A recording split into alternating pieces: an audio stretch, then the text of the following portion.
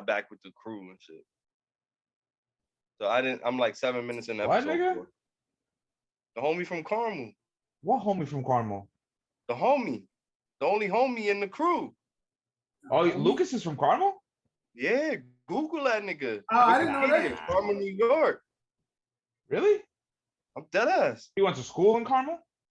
Nigga, the 20-year-old trainer that's at my gym had class with this nigga for like a year before he disappeared for the show. Oh, see, that's that. Nah, but that's that Pierre Garçon bullshit too.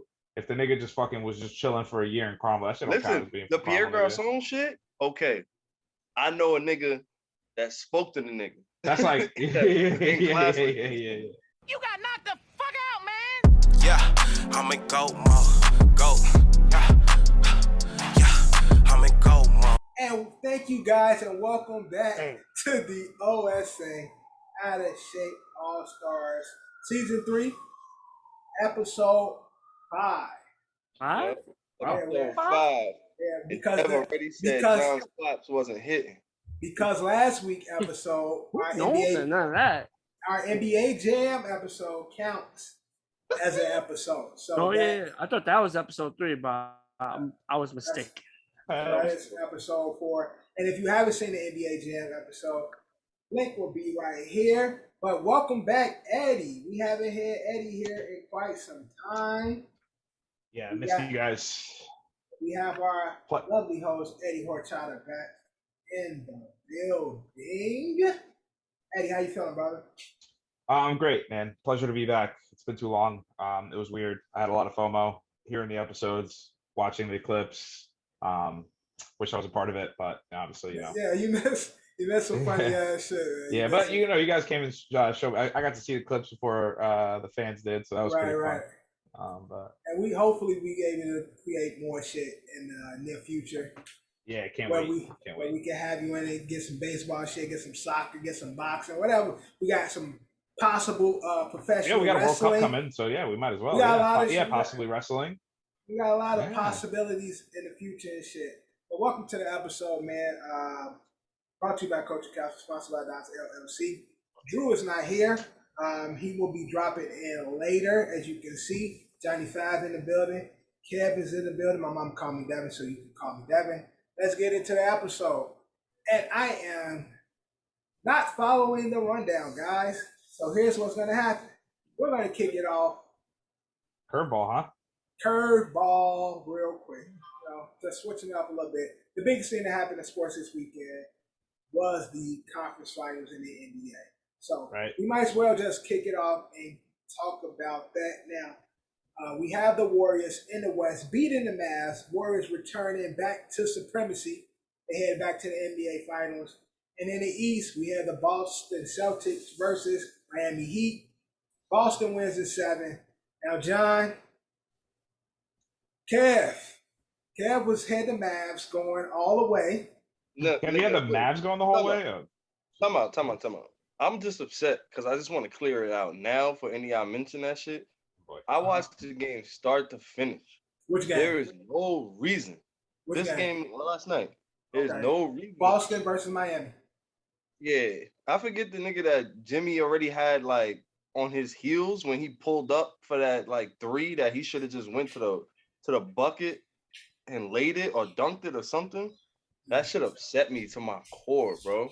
Not only because fuck Boston, but I had a ticket in for Jimi. 35 plus. That's what it's all about. Win. That's what it's all about. Jimmy finished at 35. Right. And this nigga just had to go to the cup and dunk it. Whatever happens after happens. But that would have tied the game. Are you comfortable with sharing what you possibly could have won had that happened, or? Oh, it wouldn't have been nothing crazy. I put $10 down. I would have won like 120 or some shit, but still. It's not bad. Hey, listen, nice money's money. Nice little come up. One thing I would say is Jimmy went for the win. He had Al Horford, so going to the basket, it would have been Al Horford that would have been contesting at the rim. Yeah, but he had him on his heels. Yeah, but he had him on his heels because he had to decide to backpedaling. But if Jimmy would have went straight to the rim, he would have shifted and he would have been able to contest. It would have been a contested shot. Yeah, that's what I'm saying. He's backpedaling because at that point Jimmy could stop for a pull up mid range, a pull up three, or he could go. So at that point he has to be on his heel. Pull up mid range, bro. You could have tied it. Went for the win. Nothing wrong with that. Well, there's nothing wrong with it though. Let's segue Drew in. Welcome back, Drew. What's up? Your team just lost in the Eastern Conference Final. How do you feel? I don't got no picks, man. I'm kind of upset. I want my Heat to win, so I'm upset right now. So, any takes on the game? Did you like their effort? No. What I hated about the game is that they started so fucking lackadaisical.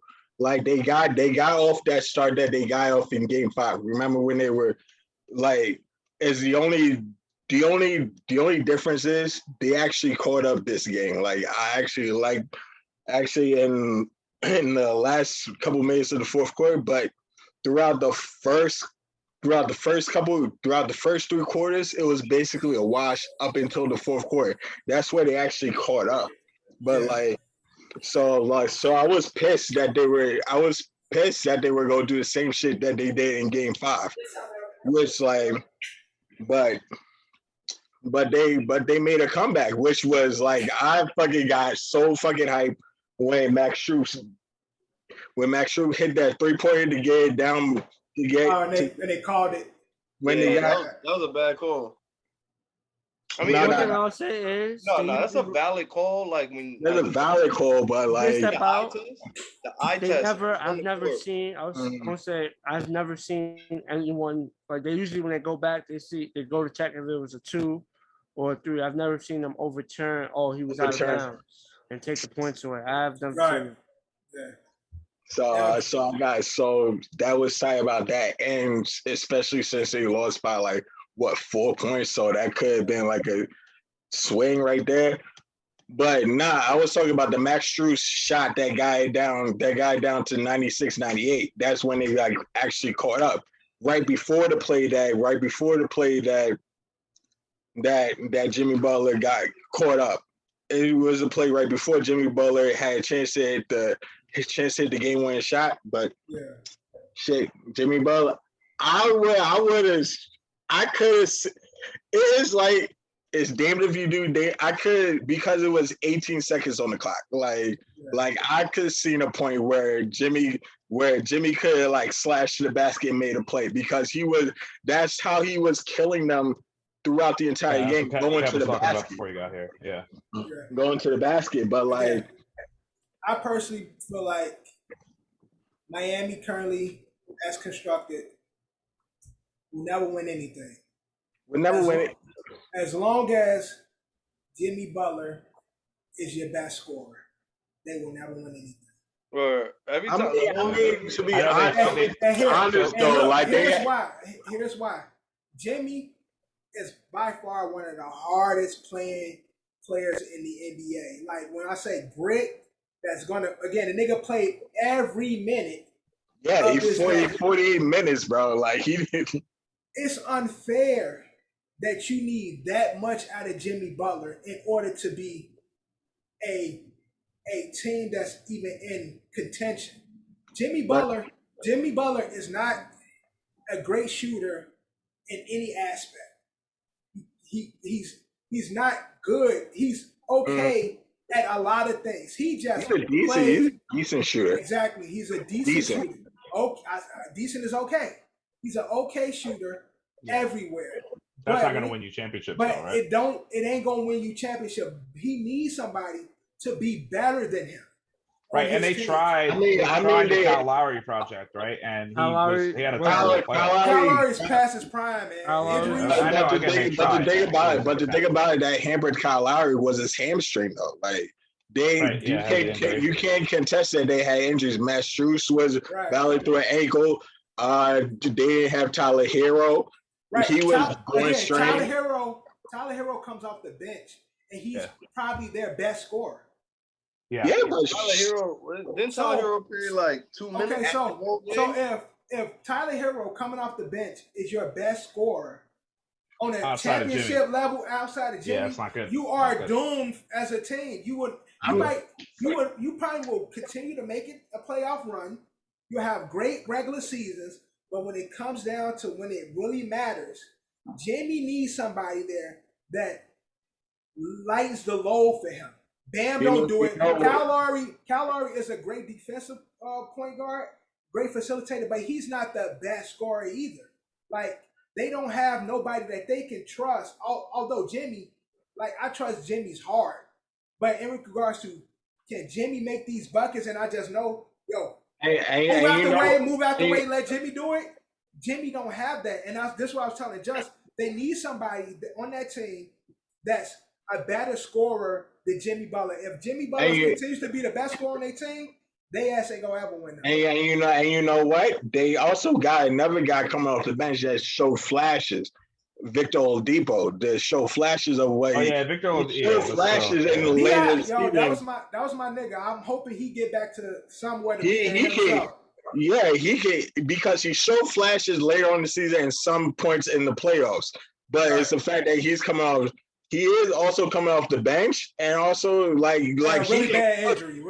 He had really bad injury. So you think if he stays on the team, he'll be a starter next year for sure, and hopefully.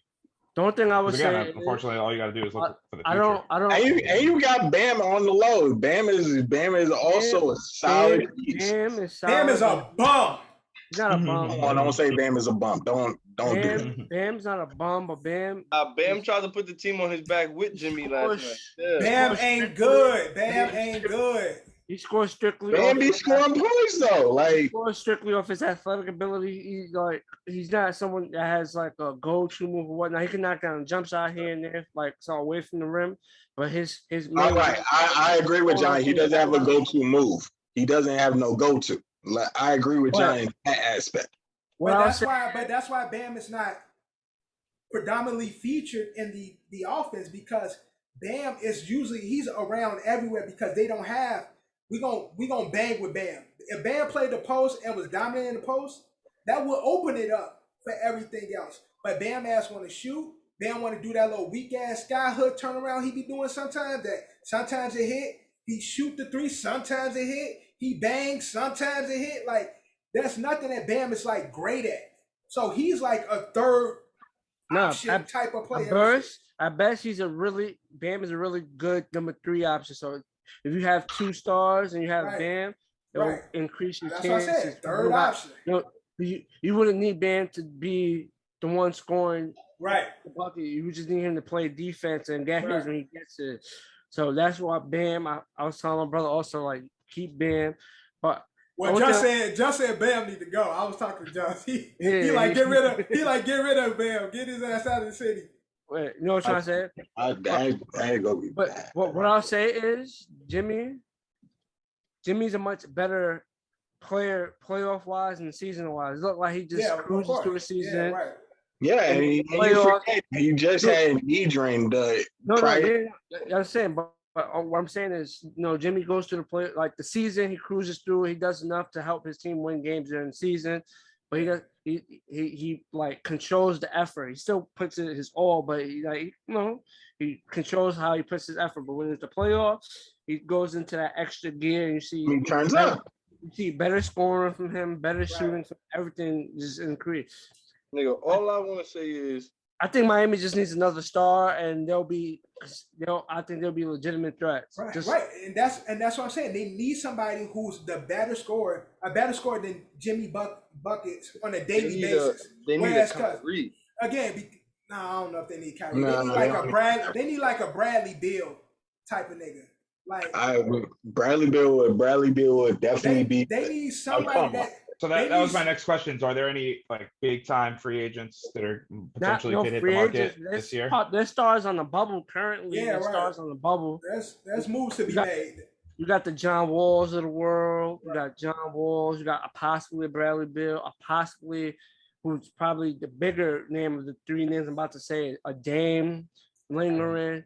Joel Embiid got 1 year left on his deal. We gotta see how that plays out with Philly. So you think it would be more trade as opposed to it'll be if they're gonna make a move, it's gonna be more of a trade than a signing. Yeah, I feel like NBA free agency is wishy-washy, right? You know, I don't think it's not like, you know, most other major sports where you know, like legit true like big all-star like Pro Bowl or all-star level players. Happens every other year. There'll be like some good free agent classes. Right. Again, to me, I could search up real quick. The best I've seen Jimmy Butler is when he's been next to somebody better than him. When he was in Chicago with D Rose, when he was in Philly with Joel, he's able to play his game and he don't have to exert every fucking thing out of him to keep it competitive. Jimmy ain't the best. Like, Jimmy just plays hard. He's not great at anything though, but what he does have is a big fucking heart. And I'll take that over a lot of people and a lot of these talented niggas that's soft as hell. But when it comes down to pivotal moments, and I'm like, don't talk about Anthony Davis like that. That's not nice. Soft as hell. But again, soft as hell. But if Anthony Davis is healthy, I can trust Anthony Davis to go out there and get me a bucket, and I know he has the skills to get it everywhere. Well, realistically, they could all be free agents, but they're not going to decline their option. John Wall, James Harden, Westbrook, Bradley Beal, Kyrie Irving, they all have player options for probably like some big ass money. So you know that their options are Kyrie 34 mil, Bradley Beal 35 mil, Westbrook 41, Harden 42, John Wall 42. So you know they're not going to decline their options. So they won't be free agents. I think Harden in Miami. Just for his sake, I don't care about the Heat. I care about Harden with the Miami strip clubs. Right, exactly. Miami Beach, you know what I mean? And plus, Jimmy Butler beat James Harden's ass. Yeah, he definitely would. Jimmy ain't going for none of that shit. He ain't going for none of that goofy shit. So, we're hearing stories about Jimmy Butler choking James Harden up in a fucking practice. Again, that's awesome. That's great drama. The best thing available for this free agent class, in my opinion, that's gonna be a free agent because he's unrestricted. He don't got a player option. Is Zach LaVine? Okay, that could work. So he'll arguably the best player available. I don't want to break up the Bulls, Zax. Come on, son. The Bulls about to break up. They're already saying Zach gonna go to LA. Why break up the Bulls, Zax? Come on, son. Y'all heard LeVar say that nigga. LA Clippers, John, or Lakers? No, Lakers. He said LA. LeVar said LA. I like him. The Bulls, Zax. DeMar. I thought this nigga said the ball sack. Hey, yo, the ball sack. Yeah, come on. That's the ball sacks right there. DeMar, Zach LaVine, and Lonzo Ball. The ball sacks.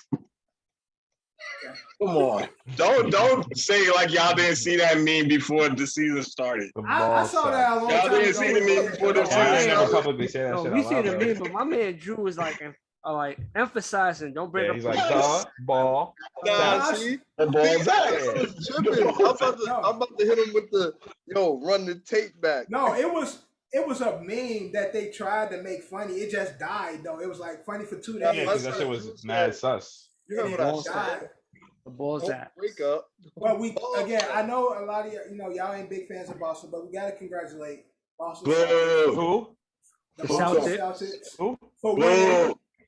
And they got the first ever Larry Bird Eastern Conference Warriors in 6 MVP. Man, listen, I know Tatum better stop wearing that Kobe wristband. He gonna get his ass embarrassed playing against the babyface assassin. You see, he texted Kobe. He gonna be wearing that against the babyface assassin. Don't. He's not gonna wear it every series. If they go to a game 7 or they are in a closeout game, I think Tatum will be wearing that. Tatum will be wearing that. Now, in game 7. Okay, now going into the West, as we know, the Warriors beat the Mavs. Mavericks future. What do the Mavericks need to get over that hump? Mark Cuban needs to go get some more international players. You already got Boban. Need to lace him up. He already got that. No, I'm just saying that's what he does, right? So just get more international players. They'll be all right. what's missing from the Mavericks team to make them to get them over that hump? Yo, I don't we even low key follow talked about it basketball with like that, but they need a shooting guard and they need a big man. Yeah, a guy. I would say a guy in the middle, like a big man for real. Like, let's just say like Rudy. If Rudy was on the Dallas Mavericks, Rudy Gobert. Rudy Gobert. They still need more than that. They needed two. If Luka and Rudy Gobert were on the same team with the pieces that they have, they will be killing everybody. They will be killing the West. They also need someone to help Luka as well, right? I mean, they do got Dinwiddie. They got Dinwiddie. Hardaway is injured, so he should be back. Brunson, they got a good point guard. They got a good four. Right. They just got to stay healthy then. What? Hardaway Jr. is the two? He played 1 and 2. So they need a better two guard and they need a big man. But they got Brunson and then they got Dinwiddie. Brunson. You know what it is? Luka just gonna have to put some effort on playing some defense. And that too. Yeah, where there was a lot of plays where Luka wasn't really running back on defense at all. Either way, team at a disadvantage for sure. They can get the help, but you know how Luka looks to exploit the liabilities on defense, and he gets the one-on-one matchup. They are looking for Luka as well. So it's like, oh, I'm switching, put Luka on me, and then we go to work. So it's the same thing. There's teams that could, some teams could do that. He needs to put some more effort on defense and get better on defensive end. And they need like a legit. They have some scorers, but Jalen Brunson like 5'10". He's small. He can score though, but he's small. He plays strong too. He be playing in the post like he a big man and shit. Yeah, there was a lot of plays, especially in that closeout game too, where Luka just like basically took himself out of plays like on rebounds going the opposite way. So not even just like his one-on-one defense, but his just get back and go play defense. So it's not 4 on 5. If he wasn't such a dominant scorer, he would be a liability because he, like Ed said, the nigga don't get back up. He let the play run. He can sit down. Yep, I'm out. Yep. Give me the ball, throw it back down, type shit. I'm gonna go hit this 3 real quick. I'll meet you guys over there in a minute. Right, exactly. I'll be y'all outside. I'm coming. What would help? He be talking to Boban on the side and shit. Right. I think what the Mavs really need is a two-way star player, a player that's a star, like a Clay, offense and defense. Right. Like a Clay, like a Draymond. It's not that many players like that in the league. That's two-way stars, but that's what Dallas needs. That's a rare. So who do you think will out that's available? Yeah, all right. That's really nobody available. Because even with the guys that you named, none of those guys are really two-way players. Like John Wall, Dame, Zach, they ain't the best of two-way players. They all great, all great scorers. Not really good. The one thing I would say, John Wall does play defense, but he's had a whole bunch of injuries. Even though he looks sad, him saying last season wasn't his fault. He didn't sit last season because he was hurt. Yeah, it was money.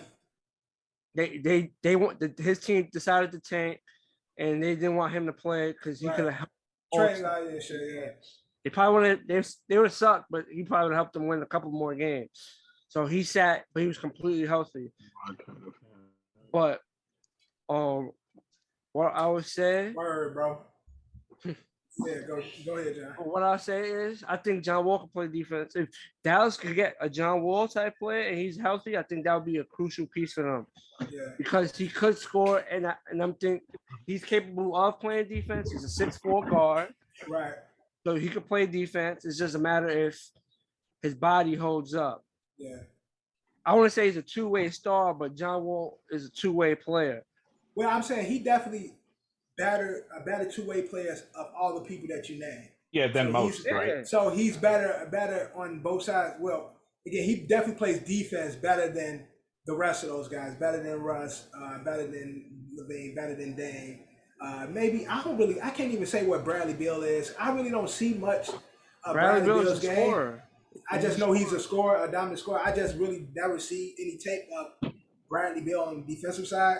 So I can't really say much about him on the defensive side. But in the NBA Finals, we do have this young team, Boston Celtics versus the vets, and the Golden State Warriors. How do we see this series going? Let's get our picks in now. How many games you got and who you got? John, I know you got Golden State, but how many games you got it going, John? I got Warriors in 6. Kev saying 5. That's probably ain't for Boston, but Golden State in 6. Drew Because got what Golden State. the fifth game is gonna be back in Golden State, Golden right? State. Golden State. Yeah. There you go, right there. Golden State 5. Ed, how you got it going? Last game of the NBA season. Some people might say it was rigged for the Celtics. I won't say it. I'm not some people. Some people also say all sports are rigged. I'm not some people. Obviously, you make a little bit more revenue. You make a little bit more revenue when it goes 7 games. So I know it would be a cute story for Boston, first way back, in a long time, since the Big Three. But also good story for the Warriors as well. I'm going to go Warriors in 7. And to follow you, Ed, I do have the Warriors in 7. NBA is not allowing this shit to go anything less than 7. Yeah, so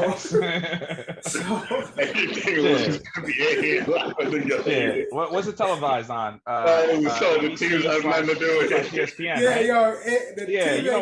right? Mickey's sitting in that office like, listen here, Steph, Jason, nice to thanks for being here. Right. This shit better go fucking 7, all right? I gotta sell a lot of iPhones. Exactly. Look, the teams, great teams, Drew, but Big Brother ain't letting this shit go. Listen, man. You know what I mean? It's Golden State 6. Golden State 6. Word, maybe a 6, but I do have. It's definitely gonna go 7 for sure. But let's speak hypothetically. Everybody has Golden State. What would it take for Boston to pull off a championship win against Golden State? What would they need to do in order to pull off a championship win against Golden State? Y'all you seen Angels in outfield? Yeah, I saw. It'll take Angels on the court. Angels on the court side. I ain't gonna be like that because for what Boston has is Angels on the hardwood. Angels on the hardwood. That's what it is. They got defense and they got 2 monster scorers in Jaylen Brown and Tatum. So they got people that can go. Like for Marcus Smart too. Turn your mic down a little bit, Drew. Just a little bit. I'm sorry about that. Don't even I'm sorry about that. No, because he's making a point. I want to hear. No, it's a good ass point. They do got people that can go. They got Marcus Smart. They got Jaylen Brown. They got Jason Tatum. They got. It might sound crazy. Your fault, Dev. I might sound crazy. That would bring his vocals down. Do you have your mic up? Do you have your mic on? No, he don't have his mic on. See? I don't have my mic on. I be knowing. See, I be knowing. He ain't got his mic on, dude. Come on, that's man. Why. I'm a piggyback off Drew while he gets his mic situated. But yeah, no, I mean, I think what his point, what he was trying to make is that it's not like the Celtics don't have guys that can guard a Steph, Jordan Poole, Draymond Green, and Clay, right? So if they want to move the ball around, it's like, obviously it's easy to say if they lock down Curry, Jordan Poole's going to eat. And it's like, all right, well, then if they lock down Poole, then Curry's going to eat. It's like, well, no, they'll just put Smart on Poole and Tatum on the other. They'll put Brown on Clay. They do it again. It's exactly why it's going to go fucking 7. It will be a battle. And again, I hope it's fun and it's entertaining. And I hope there's no blowouts in this game or in this series, I should say. Because again, it's like, what's the fucking point of watching it then, right? And that's how I feel. It's going to be either really good or really fucking bad. It's not going to be really bad. Bro, so I'm saying if Drew, until you get your mic together, bro. Yeah, don't please talk. stop. With the pieces that Boston have with the 2 Williams guys, with Horford, all of these niggas can shoot. Also, shout out to Al Horford, first time making a 13-year pro. First Dominican, first Dominican in the NBA Finals. I've been in the league longer than 13 years. Well, Yeah. Drew, fuck you. Yeah, he's gone to the playoffs a lot. I feel like he's gone to the playoffs like a majority of his career. I think I overheard it say during the broadcast where, let's say, would you say, John, is longer than 13? Let's just round it off at like 14, 15. So I think actually 13 out of the 14. So 14. Yeah, and I think it was something crazy like 07. Yeah, I think it was something crazy like 12 out of the 14 seasons he's been in the league, he's gone to the playoffs. He's just never made it to a final. So good story, but again, Horford has fucking reemerged as a solid player, like one of the best bigs in the NBA. You got the two Williams guys, one that both play great defense, one that can actually fucking shoot. You got Tatum, Brown, Smart, who all can fucking shoot and all play defense, like two-way players. Like when you talk about the two-way players still left, Boston has damn near all of them right now. So they have the pieces to match, or at least to make this competitive. But they are a fairly young team when it comes to finals experience appearances in the playoffs, and experience in the playoffs. Right. And then again, especially a big run like this, right? And playing against a seasoned team like the Warriors, having Draymond, having Drew putting up 20, 30 rebounds in the fucking game. At first I was like, who are we talking about? Am I working? Yeah, way better. Yeah. See, better. I mean, you should have done that from the beginning. Clay's starting to beat Clay against Steph, and then you have these young boys who are all starting to come together. Kuminga and Wiggins too. Yeah, Kuminga, Wiggins, fresh legs, a bunch of these fresh boys, young boys playing. It should be. Look, man, y'all niggas. I'm immature. I apologize. Nobody said fresh that. young boys. Fresh young boys. Oh, sound like a priest. All I'm saying, they definitely have. Boston has a team that can definitely match. Whether they do it or not. Coming out, you got White, yeah, right. White, Horford. You got Pritchett, whatever his name is. And I get Grant Williams with Pritchett. No, of course. No, both of the Williams is solid players. Yeah, exactly. So, and they both play defense. And for them to be able to clog up the paint the way they do with the guys they got, it should make it a competitive series. But I would go with the black. Fuck, I said the Warriors. Nah, fuck that shit. I'm going with the black coach. I said from the beginning, I said I'm going to stick with it, going with the black coaches. I'm going Boston and 7. Respect. I mean, I don't respect it. Can you pronounce his name? Udoka, or something like that, right? Udoka. Yeah, Udoka. I don't know if you guys know this, but he's the first black coach for the Celtics in the history of the Celtics. Good for them. That's not true. You don't remember when Jay Williams said that? Jay Williams literally tweeted that like right after he got hired. Obviously, no shit, it's not fucking true. Yeah, he tweeted that.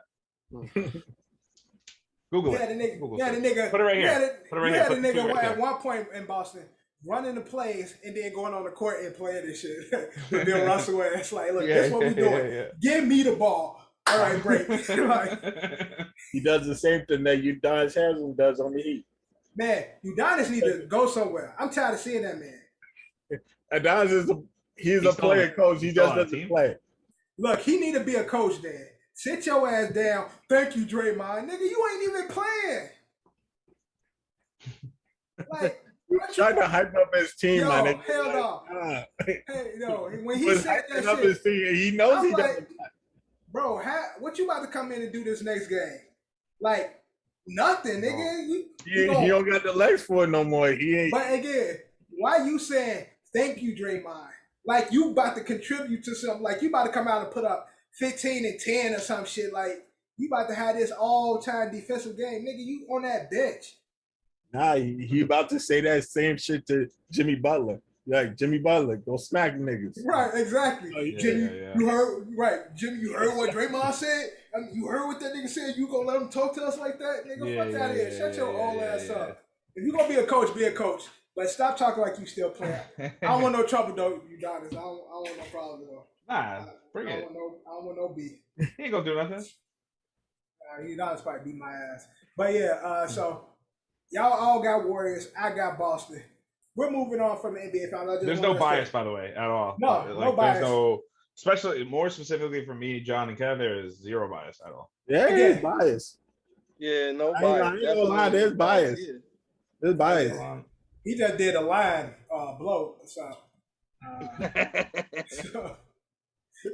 Drew was doing a little snorting before he got on pod and shit. Nigga sweat like a Mac buddy. Yeah, my guy was.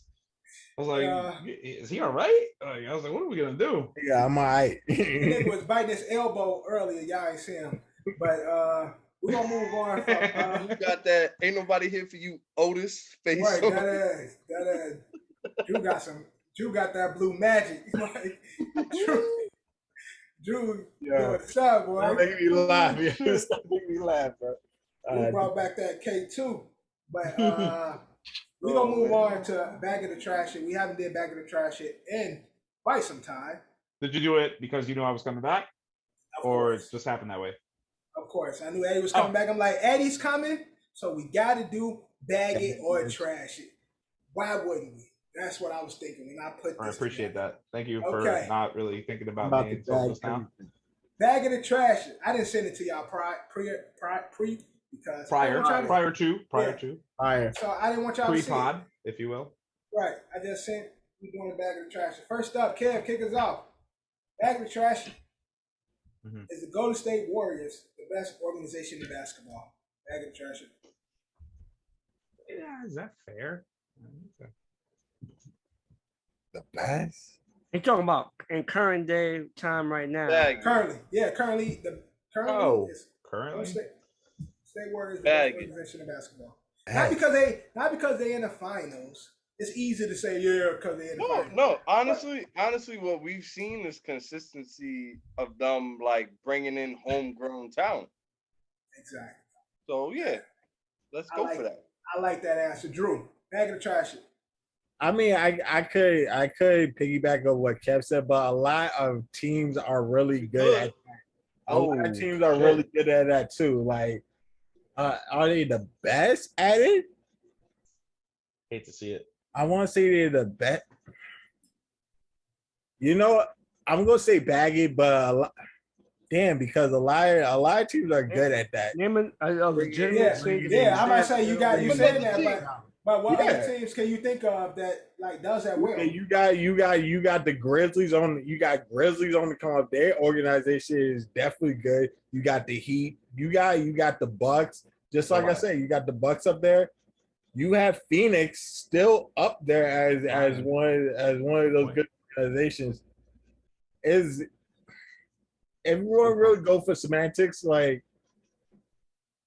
you got those top teams right there on like Golden State's heel. The only difference is that Golden State is kind of in the finals. That's the only. There's a high ceiling because Golden State made it further than everybody. So I'm going to bag it on the fact that Golden State made it further than all those good organizations that I just named. But those good organizations are there along with the Golden State Warriors. So they're going. So I just kind of want to help you, Drew. I kind of want to maybe help you express what you were trying to say. And I get exactly what you're. So I think what Dev was trying to say is that like not only like so the teams that you were explaining are on the come up, right? They're on the rise. Whereas the Golden State Warriors, even though they had KD in that time, the one thing that they do have is the championships, and that was pre-KD. So if they were able to pull out this one and get a championship without KD, with the homegrown talent that they are developing currently, from the scouting department to Steve Kerr to the coaching department. And again, I don't know anything about ownership, and I hope that Bucks have one. We know these owners, but to probably the general manager, to everyone, to all departments involved. Now, the teams that you had mentioned before with the Heat and the Grizzlies and the Suns, they're on the come up, but the one thing that they don't have is championships, right? So I'm talking about in the last, let's call it 10 years. I mean, obviously, you have to bag it for sure. All right, John. I'm gonna bag it. Rangers have scored another goal. What was I say?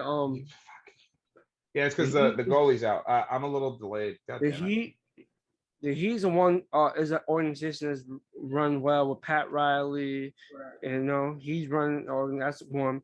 Boston's been making the right decisions for a few years. Danny Ainge has done a good job in Boston, helped build that Celtics team.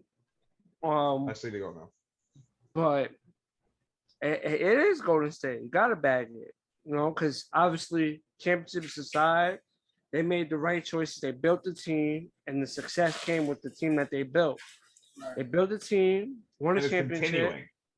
They lost, and then the organization's like, all right, let's go get the best player available, which was Kevin Durant at the time. He was a free agent, best player available.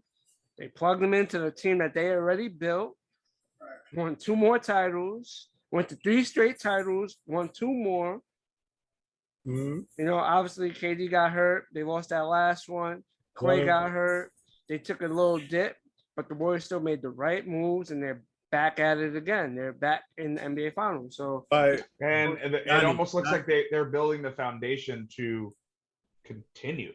But one question. Go ahead. If the Boston Celtics, let's just say, win the championship, does that nullify anything? To me, no. Not if Golden State just goes helps back there. Build their resume up. So when we have this conversation down the line, you can say, "Oh, they won that championship," and we gotta see what they go from there. They win one, it was a solid, good job. They win more than one. It's like, oh damn, they was really on the money, exactly. Do a 2P, so 3P. Winning for them won't nullify what Golden State did, because Golden State really did what they did. Yeah, has done. Not. Like I don't. So just to close it out, Drew, they went from being one of the worst teams in the league last year, and again, obviously with injuries being there, to being in the NBA final the very next year. Just to close it out, I'm definitely bagging it because again, what John as well as what Ed said, this last decade, when it comes to, like, we always talk about how the big three and all that shit has ruined the sport. How players have taken the power type of thing, and we're going to run over here to this team. We're going to run over here to that team. We're going to run over to this organization. Golden State is the only team within this last decade who has been really consistent in the way that they run it. They got their guys. So I agree with they got their guys all drafted, all built into the system. They plug pieces to fit the guys they got. And now it seems to be these guys are on the latter part of their career, although they still some of the best talent. They are ushering in their possible replacements. Curry was fucking coming off the bench. They brought Andrew Wiggins to be the player that we thought he could be. Andrew Wiggins. When he was drafted. Again, you got the Pools, you got these young guys, Kumingas, you got these guys who are showing that the recruiting and the drafting process in that team is not only do we have these OGs, but these OGs are preparing the future of the Golden State Warriors, where it's consistent.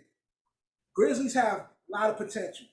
Boston have a lot of potential, but we still waiting for them to become what we think they can be. Miami has a lot of potential. But again, even with Miami, they stars ain't consistent. It ain't like they've been consistent with their team. Like this has been Milwaukee is a good one because we saw them, they put it all behind Giannis, and since that they've been building, and now they've become one of those like the top dogs and shit.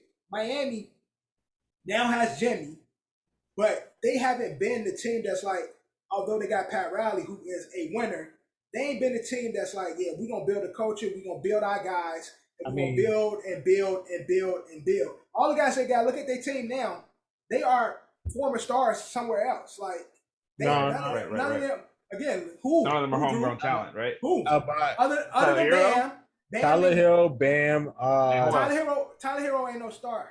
Yeah, he's a bench player. He's only been here 2 seasons. Right. So that's what I'm saying. Yeah, but Jordan Poole's in his second year and he's starting over Curry. That's my point, Drew, where I'm saying although they have potential. How many years Jordan Poole been? It's only the second year Jordan Poole? Yeah, 2 years. Yeah, he was in the G League. Last year was his first year It's Jordan Poole's third year in the NBA. Well, excuse me. NBA or the NBA organization?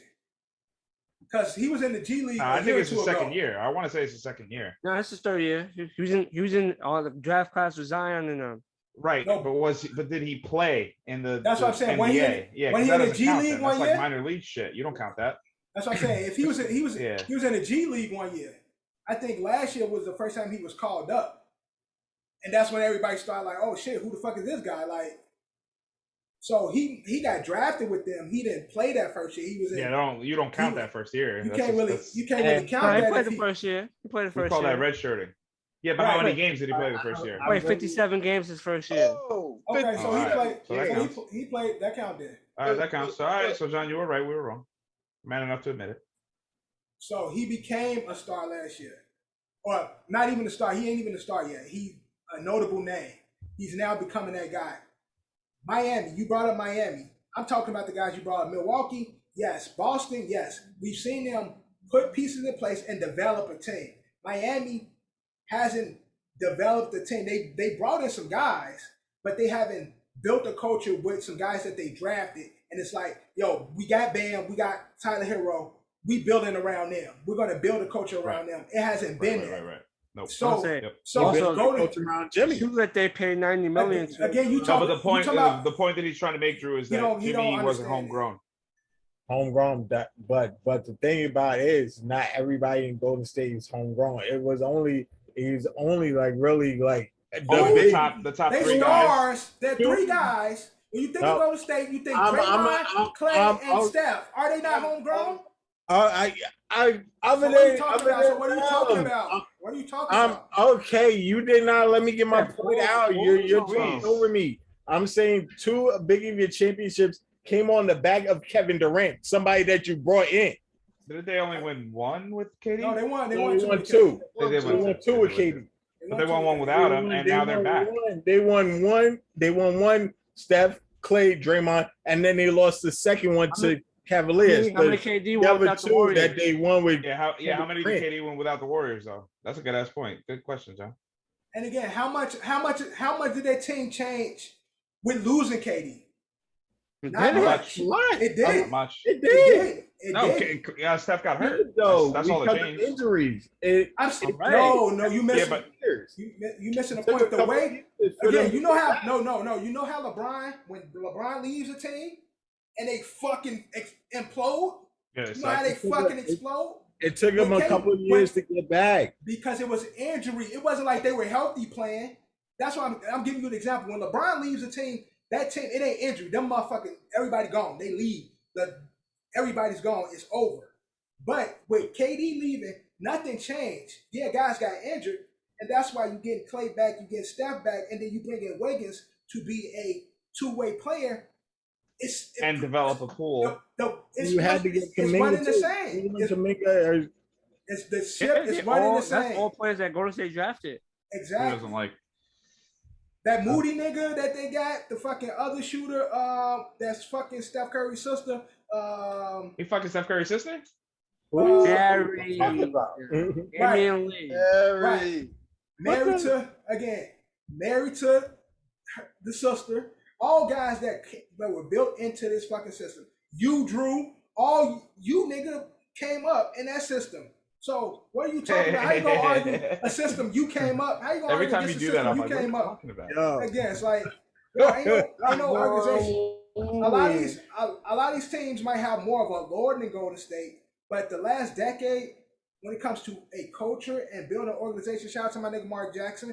But Golden State has been that team that ain't nobody close. Nobody's close. I mean, I ain't no slight to them. I'm not. They're good. They're great. Like, I'm not saying that they're not. I'm just saying that there's a lot of teams you can put in that conversation. But give Golden State. I would go to State. You can. I can give Golden State their props. They definitely are up there. Of course. They are the air. They ain't up there. They're the air. Okay. They're the ladder. All right, moving on back to trash. Now, we've been talking about the Warriors. And again, everybody always have these fucking GOAT talks and lists, and what people place, and when it's all said and done, we're gonna have it because it's coming up again. John. Here we go. John. Bag of trash. With another championship. Oh boy, here we go. With another championship, put Steph Curry above Kevin Durant when it comes to the all-time greats. Yeah. Me? Yes, John. Definitely. Bag it, yes. Bag it. Yeah, man. Because look, the main point, y'all can feel what y'all feel. No, I'm about to. The main point is what I asked you last time. The Warriors is back in the finals. How many rings has KD won without Curry? And how many rings has Stephen? And how many rings have they won without KD, bro? Like it's the same thing. No, it's not. It's the same. One is 0 and one actually won without the other. It's not the same thing. Curry won. Drew is saying since that they break the breakup, since they is a wash since they broke up. Not a wash because right now. Because before the break, it was 0-1. Yeah, no, but we're talking about after the break, John. I'm talking about that. Because we can sit here and say if KD never went to the Warriors, he'll still be ring-one. So John, hold on. So Drew is saying, look at Drew. Drew is saying the last time Warriors won, or the last time Warriors was there, they lost without KD. They get KD, they win 2. They break up, they haven't won none. KD hasn't won none. So to him, and I ain't mad at that point, it seems to be pretty fair because, again, they lost prior to him, although they did win 1. But they didn't win again until he got there. In fact, they won 2 where he was the MVP. And then since him leaving, they haven't won any. Am I talking? Is that right, Drew? Is that what you're saying? Yes, exactly. All right. Hey, you know what nullifies that point? Who did KD play with? And lost in the playoffs. Who was he playing with? Who was on KD's team? Russ. KD's now? No, I'm talking about after. Kyrie. After Golden State, who was on his team? Kyrie and Harden. And Harden. Oh, twice actually. Those are 2 of the top 10 players considered to be top 10 players in the NBA, right? Yeah, but that don't equal a champion. Okay, all right. Look, but Curry won a championship.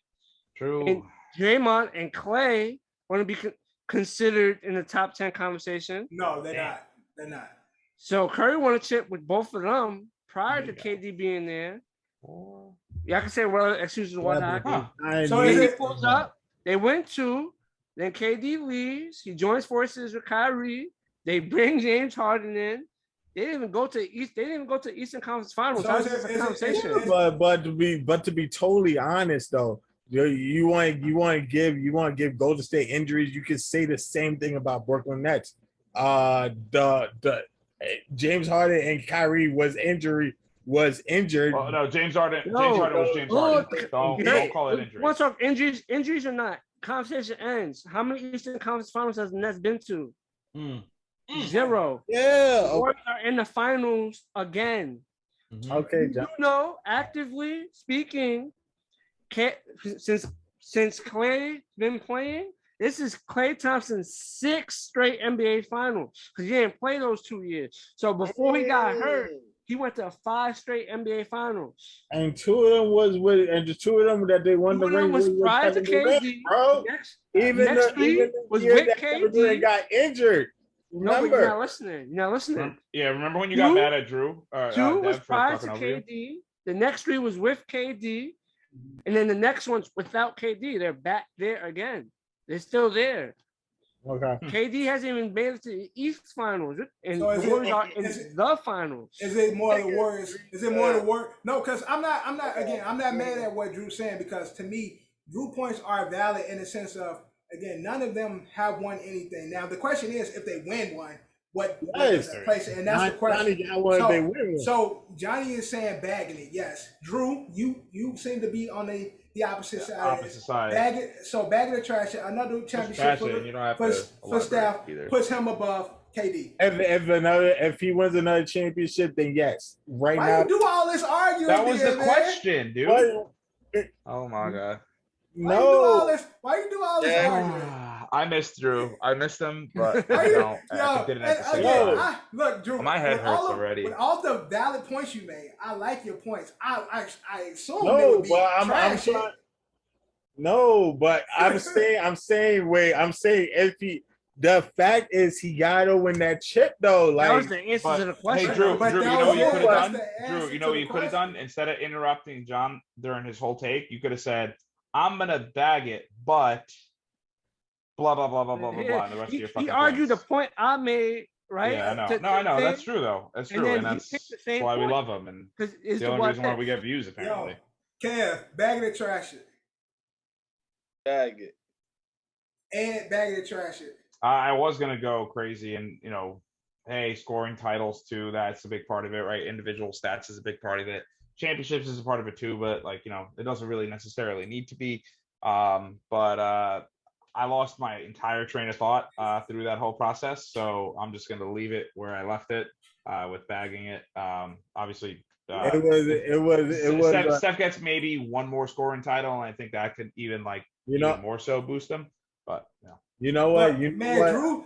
You know what? I got mad at John. It was a continuation from the previous bag of attraction. That's why I got mad at John. Don't make excuses for the fact that you're Drew. You can never be wrong. That went through. It was. I love you, man. I really do. But Drew, you can never be wrong, and when you're actually proved wrong, you get mad and then you shut down emotionally, and it drives me fucking insane. Drew made such valid points. I'm going to trash it because Drew convinced me with the points that I thought he was gonna make on the trasher side. Yeah. I like what you said, Drew. I was gonna bag it, but I'm gonna trash it because of you, Drew, and because I thought you was gonna trash it. I'm gonna be the one that trash it.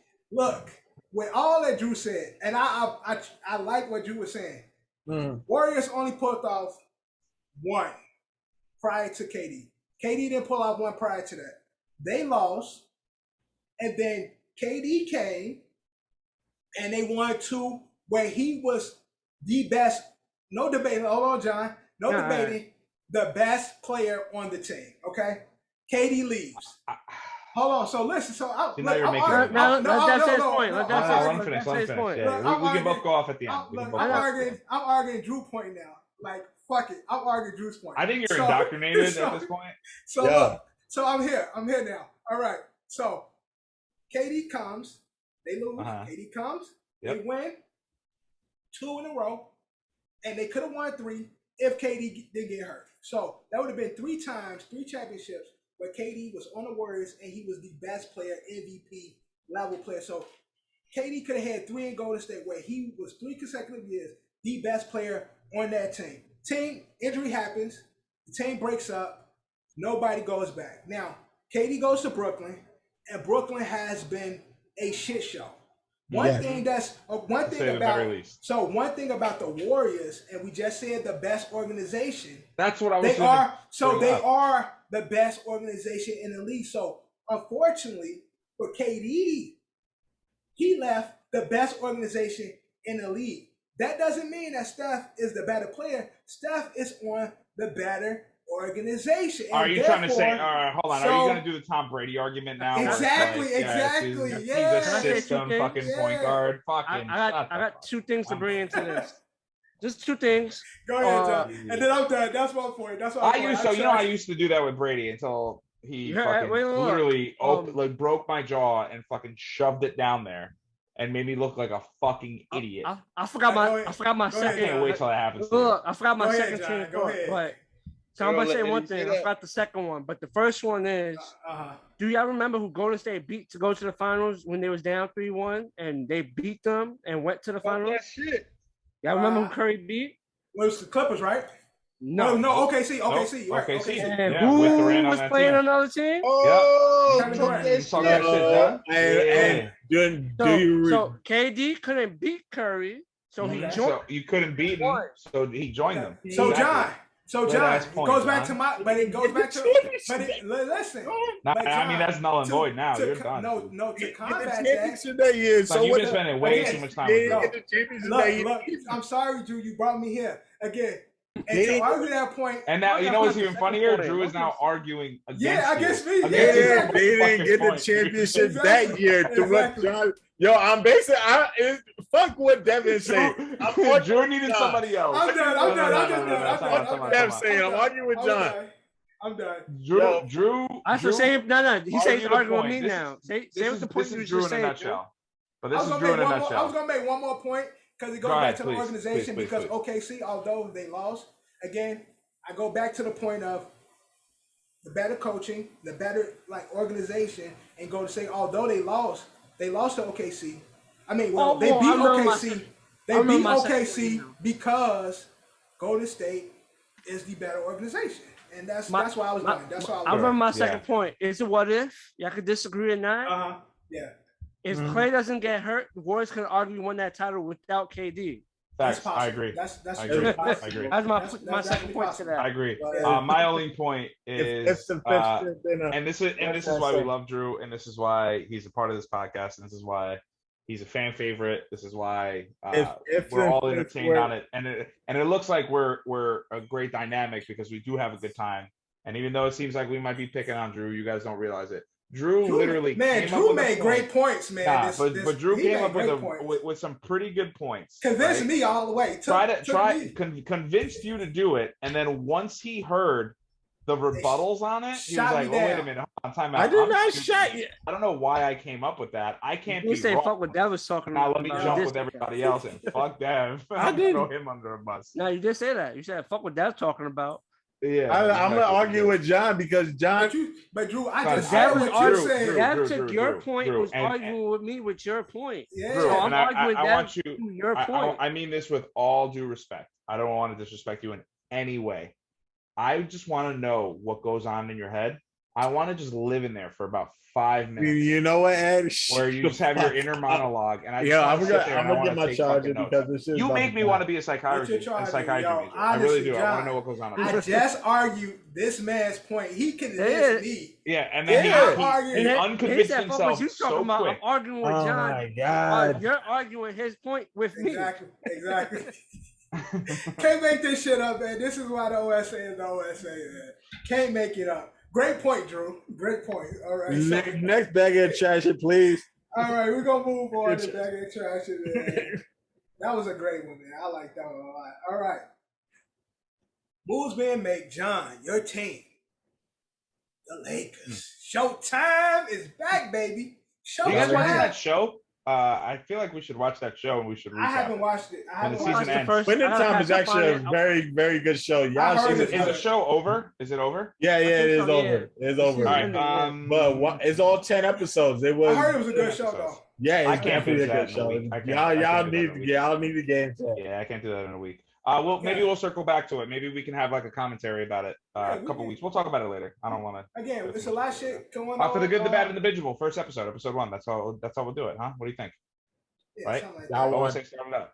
Nah. Good beds and vegetables. The first episode is concentrating on Atlanta, so we can do winning time if y'all want to do winning time with me. So we'll probably do my thing because we'll all help you do it, and then you can do whatever you want after. Is that cool? So, Atlanta is my first episode. Drew, what he's saying is, it'd be your show. We have a OSA featured one where we we can do that. And then y'all want to do that? Let's go. Y'all get that. You set it up. We'll do that. We'll talk after. We'll talk on there. We'll set it up. And I promise you that'll probably be episode 1 because I don't think you'll get the Atlanta episode out. Atlanta episode is going to be episode 1. Atlanta Wolves. I already got that. All right, so LA Lakers has hired Bucks. Darvin Ham. Darvin Ham. Former NBA player, former Bucks, current Bucks assistant coach, Darvin Ham. John, back to trash it. Will Darvin Ham bring the Lakers back into championship contention? Bag of the trash it. That's a tough bag of the trash it. Yeah, it really is. I really can't say. Because trashing it means as a fan, I have no faith in this hire and no faith in my team going forward. But you don't. So it's I do have faith in my team, but blind faith. I would say I'm gonna bag it for the hope that he turns out to be solid. I don't think he needs to be the greatest coach. Mm-hmm. I just think he'd be solid. We have 3 stars on the team. We just gotta utilize this offseason to put the right pieces around the 3 stars to make life easier for him. Mm-hmm. But we got LeBron, we got AD, we got Russ. So therefore, go in that free agency market, try to get cheap 3-and-D shooters, people that can shoot the 3, play defense, and get like a couple of slashes that slash to the rim, play defense. Russ, LeBron will find them, get a solid backup point guard, and just see how it goes. Yeah. And Russ, we trust, right? Of course. Russ, we trust. Russ is not what we trust. Yo, y'all see Ken Bazemore tweet? What was the tweet? What the fuck is that? He's a former Warriors player. Now he's with the Lakers. He was like, he just posted, "Damn, man! After the Warriors beat the Mavs and shit, like, yeah, I should have stayed on the Warriors. I should have stayed there. He came to LA to get a bigger role. That was his. They promised him a bigger role with the Lakers, and that's why he left, because with Golden State, he was a role player. It wasn't no bigger role on the Lakers at all. It was not a bigger role, and he like, hell damn, no. Man. So, but yeah, back in trash shit, Dorian Ham makes Lakers a championship contender. Yeah, back in trash. Trash it. All right, Drew. Dorian Ham, Lakers contenders, bag it, trash it. I can't say I haven't seen him coach. Like, this is a hard bag at, just like Johnny says, a hard bag at trash, but I have not seen the pieces stay together. I honestly don't know. I honestly really don't know. Eddie, bag it, trash it. Dorian Ham, Lakers. So I'm not gonna go again, as you know, I'm not gonna pretend that I know anything about this guy. Obviously, he got a little bit of praise from Giannis 50-piece Antetokounmpo. I mean, he did get the, but like, so he get the Bucks to a championship. The only point that I'll make is, and again, I don't really know how it works with basketball, but I know how it's going around multiple leagues across, the 4 major sports, right? Where it becomes more analytics and the coach is really just a figurehead. And I know Decap kind of roasted me on this too, right? And that's like, I know I used to make fun of Eric Spoelstra, but obviously, I mean, the guy knows what he's doing when it comes to coaching. So I don't know if he's just like a figurehead where he's just going to, and again, we know this with LeBron teams, is that like, is the coach just the guy that LeBron gets along with? Placeholder. And he's just going to listen to what LeBron says and do what LeBron wants, and his management going to oversee it, especially with Jimi bust and like everything that goes on with the Lakers over there. We all know that like Rob Pelinka and shit. Right. And it's just it's a lot. So I don't want to be. I want to be indifferent about it. I kind of want to I don't want to bag it and I don't want to trash it. I just kind of want to be neutral about it, because again, I don't really know what the situation is in the NBA when it comes to head coaching, and especially with the Lakers. Like with the whole Magic debacle and Genie, but it seems very, very political, and it's just like, oh yeah, let's just put this one guy here, and especially with LeBron on the team too. And again, I know I roast LeBron and like I get on him, but like I genuinely mean it. I mean, it's like, is this gonna be like? I wish him nothing but the best. So I'll bag and hope that things will get better. But if they continue to be the team that they are with the injuries and the oldest team in the league, and what's going to happen with Westbrook, is Anthony Davis going to stay healthy? Does LeBron still have anything left in the tank? Right. I don't know. I'm indifferent. Too many variables. Yeah. Yeah. Well, I'm a bag it solely off of what I know of Dorian Ham as a coach and as a player. Although again, he was never a star player, but he's always been known as a strong defensive player. I've even heard Shaquille O'Neal and Charles Barkley talk about how strong he was and how tough he was defensively. And then again, and he also gets a lot of the credit for. We do need defense, so. And again, he gets a lot of credit for. Did you say we? I said they do need defense. So if having a defensive minded coach is again, good. He gets a lot of credit for Milwaukee becoming more of a defensive team and putting those pieces together and getting the best out of the players defensively. And I think where Lakers suffered, where they didn't suffer before, they were used to be one of the better defensive teams in the league last year. They really struggled defensively. So I think he can give them somewhat of a new defensive identity, a new defensive boost, which will help them a lot. Of course, they got a lot of missing pieces, a lot of shit going on again with Jimi, with Rob. It's just the organization is everywhere.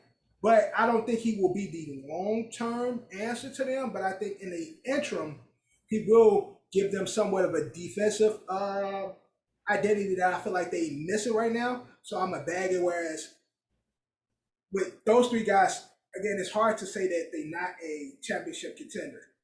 The season started, we all had them being a championship contender. You misspoke. Four guys. What's the fourth guy? Carmelo Anthony. So yeah, like I said, with those three guys that they got, they can. We had them in the beginning based on what we see on paper of them being and knowing what they can do, the championship level team. Darwin to me brings some defensive presence in there, and I think with the right system and the right pieces coming in, defensive players and 3-and-Ds, and again, 3-and-Ds is Darwin thing.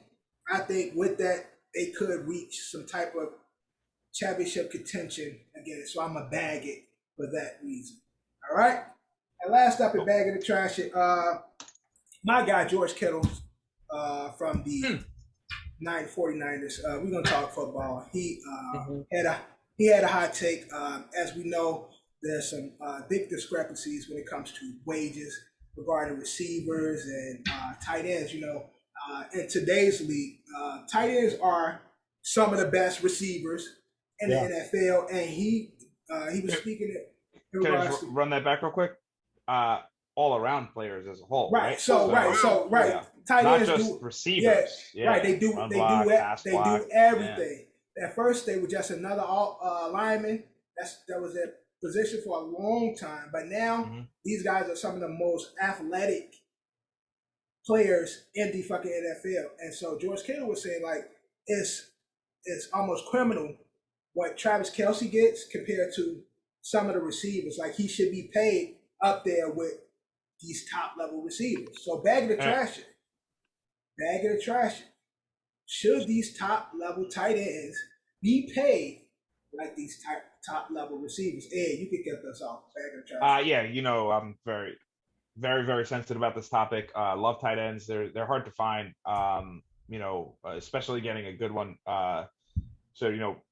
It's not just the passing game. It's not just the blocking. It's the run blocking game. It's the mismatches. It's lining up against the slot corner or middle linebacker and having the speed to do it, getting the routes to do it, getting open, just being the security blanket or the safety blanket, the pacifier, if you will, for these young rookie quarterbacks, for these experienced veteran quarterbacks.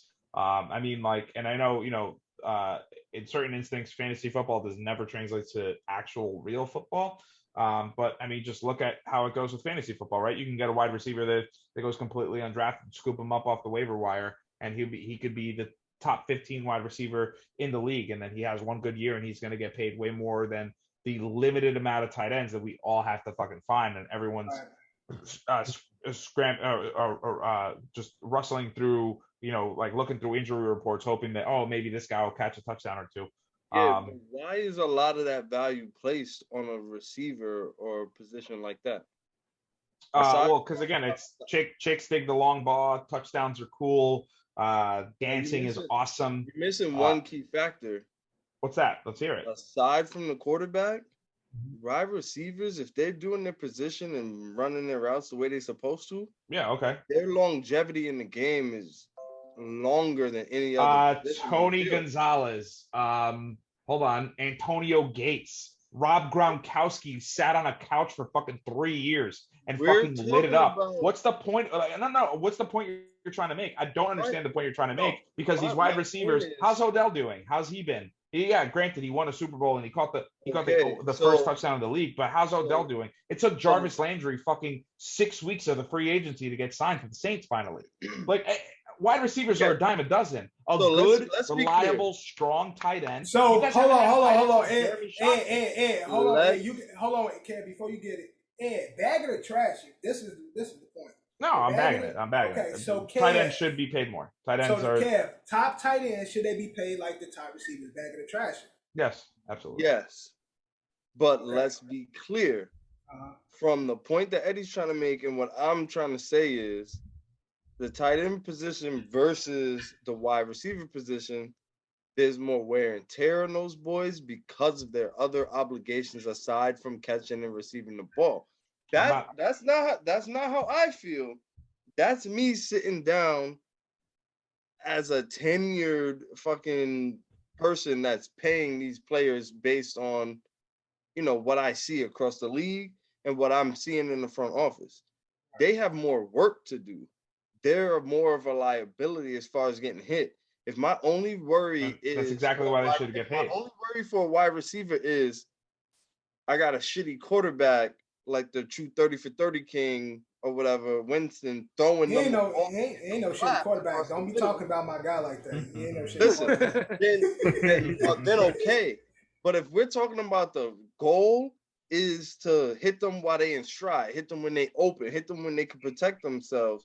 Wide receivers are only valued more in the league because they know they have a longer potential longevity. The few people that you named, and again, that's the point that I'm trying to make. Dev's original question was the top guys. The system is not set to protect them. Dude, I'm not saying the fucking second string. I'm not saying Robert Tonyan from the Green Bay Packers who had a couple flashes in the pan. I'm talking about a Travis Kelce, a George Kittle, a Darren Waller, potentially CJ Mark Andrews. Yeah, Mark Andrews. I'm not talking a TJ Hawkinson. Yeah, but that's you're talking longevity, like you're talking longevity, like the longevity of Travis Kelce's been one of the top. They're playing 11 years versus a wide receiver that played 14, 15. Yeah, who gets paid and then doesn't do shit, and then these tight ends can say, like I said Tony Gonzalez, Antonio Gates. Those guys had 12-year careers, and they were consistently Antonio Gonzalez, and then let's say Larry Fitzgerald, who played longer. I think they probably had the same amount of time in their careers. So somebody please look it up. I don't have my computer set up. John, help us out here. Do that. I'm telling you, I'm sure it's probably no. Larry Fitz played longer. Larry just quit. Okay, but let's somebody. But in regards to look up, look up the stats of Larry Fitzgerald and Antonio Gates. But again, so the productivity of when you can play longer, but when Tony if you're not good, who cares? And Larry stopped. When Tony left, he was still as productive as Larry. Yeah, catching touchdowns all day, dog. And Larry was a shell of himself. You could play in the league as long as you want, but if you're not doing anything, who gives a shit? What we're talking about is your liability on the field. Is perceived longevity. No, what we're talking is the top dogs, the top tight ends. It's only a handful of them. Yeah, I'm only talking about the top guys. Should they be paid the same way as the top tier type of guys? And right now, and Kev, to your point, when was Larry a top wide receiver in the NFL? Except for that one Super Bowl run that they had. No, Larry's always been a. No, I know, but when was he the top of the top? Top of the. How many seasons did he have the top of the top? So what the question is, I completely agree. To what the closed-minded NFL owners are saying is the perspective. Yeah, it's not gonna last for that long, though. Yeah, it's gonna last for that long. All right, John, bag of the trash. It don't last as long as they want it to. Tight ends, the top tight ends. John, the top tight ends should be paid like the top receivers. Bag of the trash. Jonathan Reyes. They play the same amount of years, but I'm gonna answer that question. And Drew, bag of the trash should the top tight ends be paid like the receivers. I'm bagging it because just like Eddie said, they have more responsibility than most of your top wide receivers, and that goes as far as making you more valuable. That I should say, you are definitely more valuable than your top wide receiver because you do more on the team. Like the value is in your productivity. There you go, productivity. What I would say is players who produce should get the amount of money that they deserve. Exactly. But I'm going to trash this for the simple fact is you can only name every other year 6-7 tight ends that you could probably worry about. Everyone else is serviceable players. So Therefore, since there's so many wide receivers that's more than serviceable that are legitimate threats, it raises the market. So it's like, right.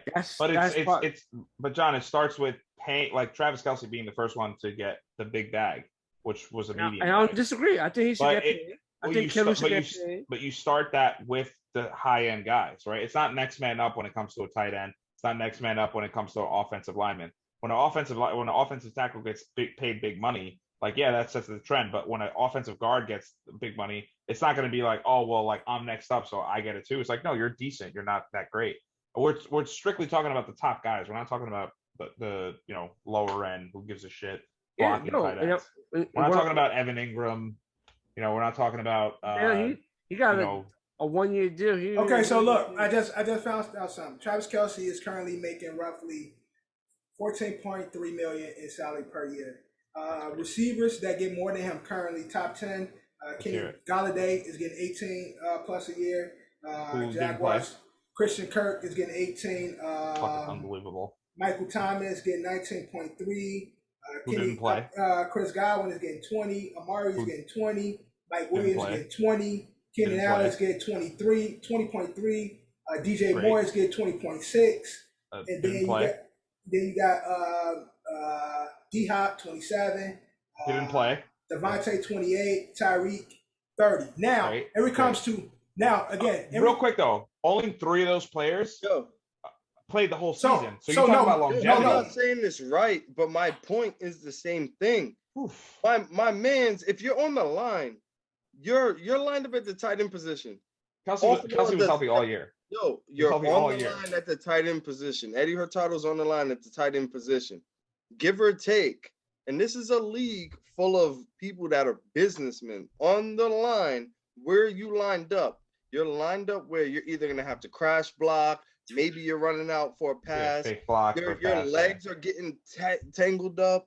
My receivers are out there. Their job is to create separation, and they're already given separation. I understand that, but Kev, to what Deb just said, all of those guys that got paid, they make more than Kelce. Kelce stayed healthy all year. Went to an AFC Championship game. Went to the Super Bowl. I get it. Hey, look. All of those guys were hurt. Watch this. No, watch this. This or that. Kelce or Galladay? Kelce. Okay. Kelce or Kirk? Kelce. Godwin or Kelce? Kelce. Amari or Kelce? Kelce. Michael Thomas or Kelce? Kelce. Healthy Thomas. I don't know about that one. No, Michael Thomas didn't play all year. I'm sorry. No, this is based off of last year. Okay, listen. Hold on. My only point Mike is Williams that I agree with Mike Williams or Kelce? Kelce. Okay, Keenan Allen or Kelce? Allen. That's a coin flip. But that's a good one. DJ Moore or Kelce? Kelce. So I'm just proving the point that a lot of these niggas on this list, y'all ain't taking over Kelce. I'm just word. Exactly. I'm not arguing that. I said with that. I'm not arguing that either. My point is a little more different. Why I trashed it, but I do say Kelce deserves to get paid. Yes, I agree that Kelce deserves to get paid. And I'm just telling you what these douchebags are thinking and where they're placing their priority money. Tyreek Hill over Casey. You said who? Tyreek Hill over Casey. Over Kelce. Kelce. How about that one either? John. Kelce. Ain't no argument there. Kelce for sure. Tyreek Hill. He opened up. Tyreek's gonna be so tight. Y'all would say Kelce over Tyreek? I didn't get a chance to talk about this, but Tyreek Hill on Miami with Tua is gonna be so fucking. Yeah, I don't know about that one. I think I'm taking. We could. Oh, get in there, go. Now I didn't say Adams. I didn't say D-Hop because I'm pretty sure y'all go with them too. Rangers. But I'm just saying, out of the 11 people, there's really 2 to 3 that y'all taking over Kelce. But I'm gonna bag it as well. The guys like Kelce and Kittle and Andrew should be paid like the top level receivers because not only do they do everything, but they put up as many touchdowns as and receptions and receiving yards as these niggas. So. Yeah, they all in the same ballpark. Pay them. All right. Now, that is back in the trash. That was the end of the trash. Drew, unless you had a point, you said you was going to say something. You look like you were going to say something. I didn't say I was going to say anything. Oh, it seemed like you were going to say something. Did you want to say something before we moved on? Okay. So that was bad. Gonna trash it. Long bag of trash it, but it was a good one. It was a good bag of trash. It was good. It was good. It was good. I didn't mean for it to be that. I didn't mean for it to be that long. I'm sorry, guys. Well, Drew had the whole arguing his own point, and then it's the whole thing. And then I got passionate. I'm sorry. I apologize. Stand up. All right, so we move on to fast break real quick. This is our lightning round where you get 15 seconds to answer the question. Sports related question. John, we're gonna kick it off to you. NFL is planning to change the Pro Bowl. There will be possibly there won't be any Pro Bowl game, but they don't know how exactly they're going to change it. Is this a good thing? 15 seconds. I think what they should take definitely take measures to make the game better. I think the game should still be there, but they should do things to make it better. Got it. Will they? Who knows? Guys, what do you guys think about the Pro Bowl? Should we still have a Pro Bowl game? No. So in years past, obviously it was really fun. I'll do this really, really quick. I was gonna do an overtime, and it's really, really awkward recording yourself with nobody else to bounce off of. And I'm glad that you're here, so I can finally say this take. It's so weird. It's so weird. Maybe I like hearing myself talk. So in years past, obviously it used to be in Miami, Florida. It used to be in Hawaii, so the players were able to take their family to Hawaii, and it was a good vacation or whatever. Now it's in fucking Orlando, Florida. So it's like, now you're going to be like, oh, cool, let's take our kids to fucking Disney. That's a fucking nightmare. I love Disney. I go to Disney all the time, but I don't have any fucking kids. You tell me I have to take my kids to fucking Disney, I'd rather put a bullet in my fucking head. And again, obviously, the problem with that is that big name celebrity, you could walk around in Disney. You valid, bro. Sure, but still, it's Kissimmee, Florida. There's nothing going on. It's middle of Florida. When people talk about Florida, man, they're talking about Orlando, Central Florida, maybe Jacksonville a little bit too. But at the end of the day, these players don't want to get themselves hurt. They don't want to risk injury. A lot of them that do make the Pro Bowl could be on contract years. They want to stay healthy for the year. They don't want to get hit. Obviously, the defensive players aren't going to fucking lay a big hit. Shout out to when what's his name? Ocho Cinco caught a ball and he was going to get cracked by the middle linebacker. I forgot who it was on the side. Maybe you can find that clip. Where he just puts his hands up. Thank you. Please don't thank you for not hitting me. I think in years past, the skills challenges were kind of fun. I don't know when they implemented that. I don't know, probably like 3 or 4 years ago. That was fun. The drone drop. Like the drone drop and the dodgeball and like it was like a rally race where it's like, oh, pass it to the offensive lineman gets it to the receiver gets it to the running back. Yeah, that shit was fun. Yeah, do more of that. Like this last skills challenge was absolute fucking trash. Don't do that again. It was kind of cool with the cat, whatever. But just do more skills challenge. Let these guys have a good time. You don't need to play a game. You know what I mean? Like you don't need to play flag football. That'll be funnier. I mean, Mac Jones ran the ball for like 50 fucking yards and then hit a fucking the whitest man's gritty. Period. You can put that clip in there too. It's fucking terrible. But do that instead. You don't need to do a fucking game. There's no need for a game. I'm happy this is happening. All right, Kev, moving on. Fast break. You just it was Eddie took too long. We were supposed to be short. Yeah, sorry, I apologize. So we're gonna move on. Kevin. That was my overtime. You can put that clip in there. We're going to MLB. Which team has been the biggest bust in baseball so far? The biggest bust? No, I can't even say that. It's too early. I don't answer this. It's too early. So far, which team is playing ass that's supposed to be a good team? Dodgers? Dodgers playing good. Okay. Yeah, I mean they're in first place. They're not in first place overall. Well, come on. Johnny, go ahead. I'm gonna say the White Sox. I thought they'd be doing much better than what they are doing now. You racist, that's what it is. What? What? You right with that? You call racist about something that ain't got to do with race? Yeah, they got the opposite pinstripes. That's you know what I mean. He racist. He's standing. Against Chicago. He's standing with that white boy that was saying racist shit to my nigga Anderson and shit. So John. The White Sox been losing a lot this year. Yeah, they're 500. They're 500. They're second place in the Central. Cool. So terrible. You're not first place right now. They should be. Whatever. Son, they're 4.5 games behind first place. Whatever. Cool. It's currently right now. Uncle Tom. All right. Next up, Drew. What's up? Should the Pelicans give Zion a max? Before seeing what he Zion wants the max. He want it now. And look, should they do it?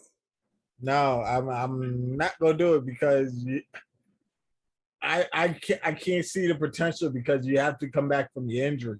Let's say no, you still have to lose weight, and you just had you're coming fat off shaving now. Yes, I'm fat shaving. Drew been calling Zion fat the last 4 or 5 episodes of shit. Hey, Drew, I haven't seen you in person in a long time, but when you guys came through, I'm not gonna. I know. I'm big bone. Yes, big boy. Drew skinny. I am a big boy. I'm fat. That's why I say I'm in the gym now. I gotta get this fat off me. Okay, I got to. I'm fat like Zion. John, should Pelicans give Zion? I'm not that fat though. Zion should get the max. Are you crazy? He is the franchise. He should have been playing, but they want to play it safe. So if you want to play it safe, you can't be like, oh, nah, I'm not going to pay you the max. If you don't want him, swing him to another team that will appreciate his talent and utilize him. If they're not going to pay him, somebody will. Who going to pay the one New York Knicks? Who going to pay him the max except for the Knicks? Every other team. Except for the Knicks. Every organization in the NBA. Except for the Knicks, who go pay him the max. Every other team. And the Bulls. The Bulls may pay him the max. Every team in the NBA will give Zion the max. Again. The max? Again, New Orleans is owned by the Pelicans owner is the owner of the Saints. And he has a NFL type of thinking. It's like, look, we can give you a little bit, and then if you play well, we'll give you the other part. That's his whole thing. You put insurances on the contract. That's that Taysom Hill deal. Right, exactly. So Vilma deal. Exactly. So we're gonna give you a piece, but you got that NFL way of thinking. Like, look, this is what you could make. Yeah, incentivized, man. Right, prove a deal. Prove it to me. It's exactly a prove a deal. But Zion is looking at it like, nigga, I'm fucking Zion Williams. So, nigga, you see what I do? I haven't seen you on the fucking court, bro. I don't know. I haven't seen you on the court, man. I got to see you on the court first. And last up at Fast Break is for you, Eddie. Okay. Should referees answer to the media after games? All referees in all sports. Yeah. We have these referees that give bad calls, and players have to break down the game. Should the refs have to sit down and break down their participation?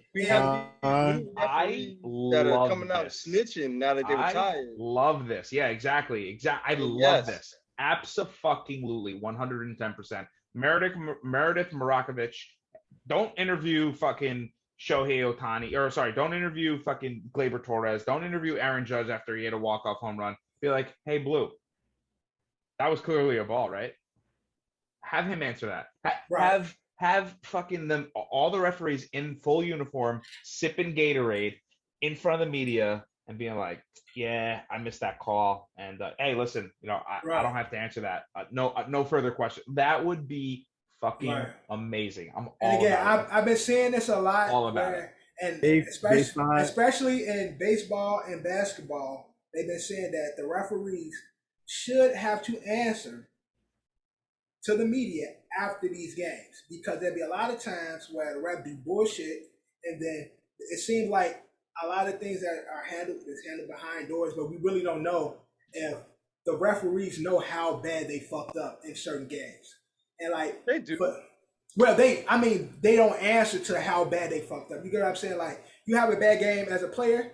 Yeah, they get protected. Right, exactly. So, today, James, you went 0 for 11. What was going on? Like, if you put the referees under that same scrutiny, there's niggas that miss calls in every sport in the shit. Yeah, that happened. Like the other day, I seen I think the Yankees won or lost that. I can't remember if they won or lost that game. There's a ball that clearly went over the third baseline bag, and the nigga was like, "Nah, it's a foul ball." I'm like, "What?"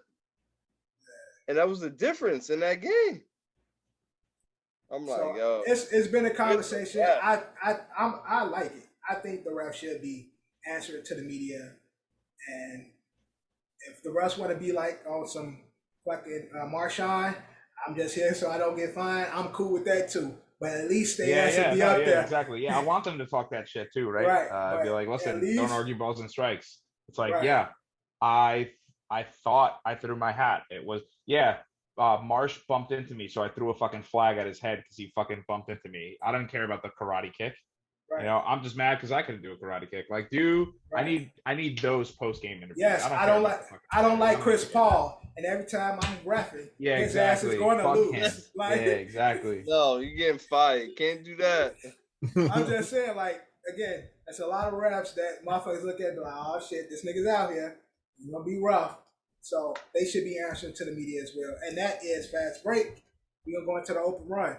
What's going on in sports that we should be talking about? We just had I think Davis, we should. I think we should. Kevin and I will take this. But the New York Rangers have just made it to the Eastern Conference Finals. Okay. Congratulations to them. They'll be going up against the Tampa Bay Rangers. I'm sorry, the Tampa Bay Lightning.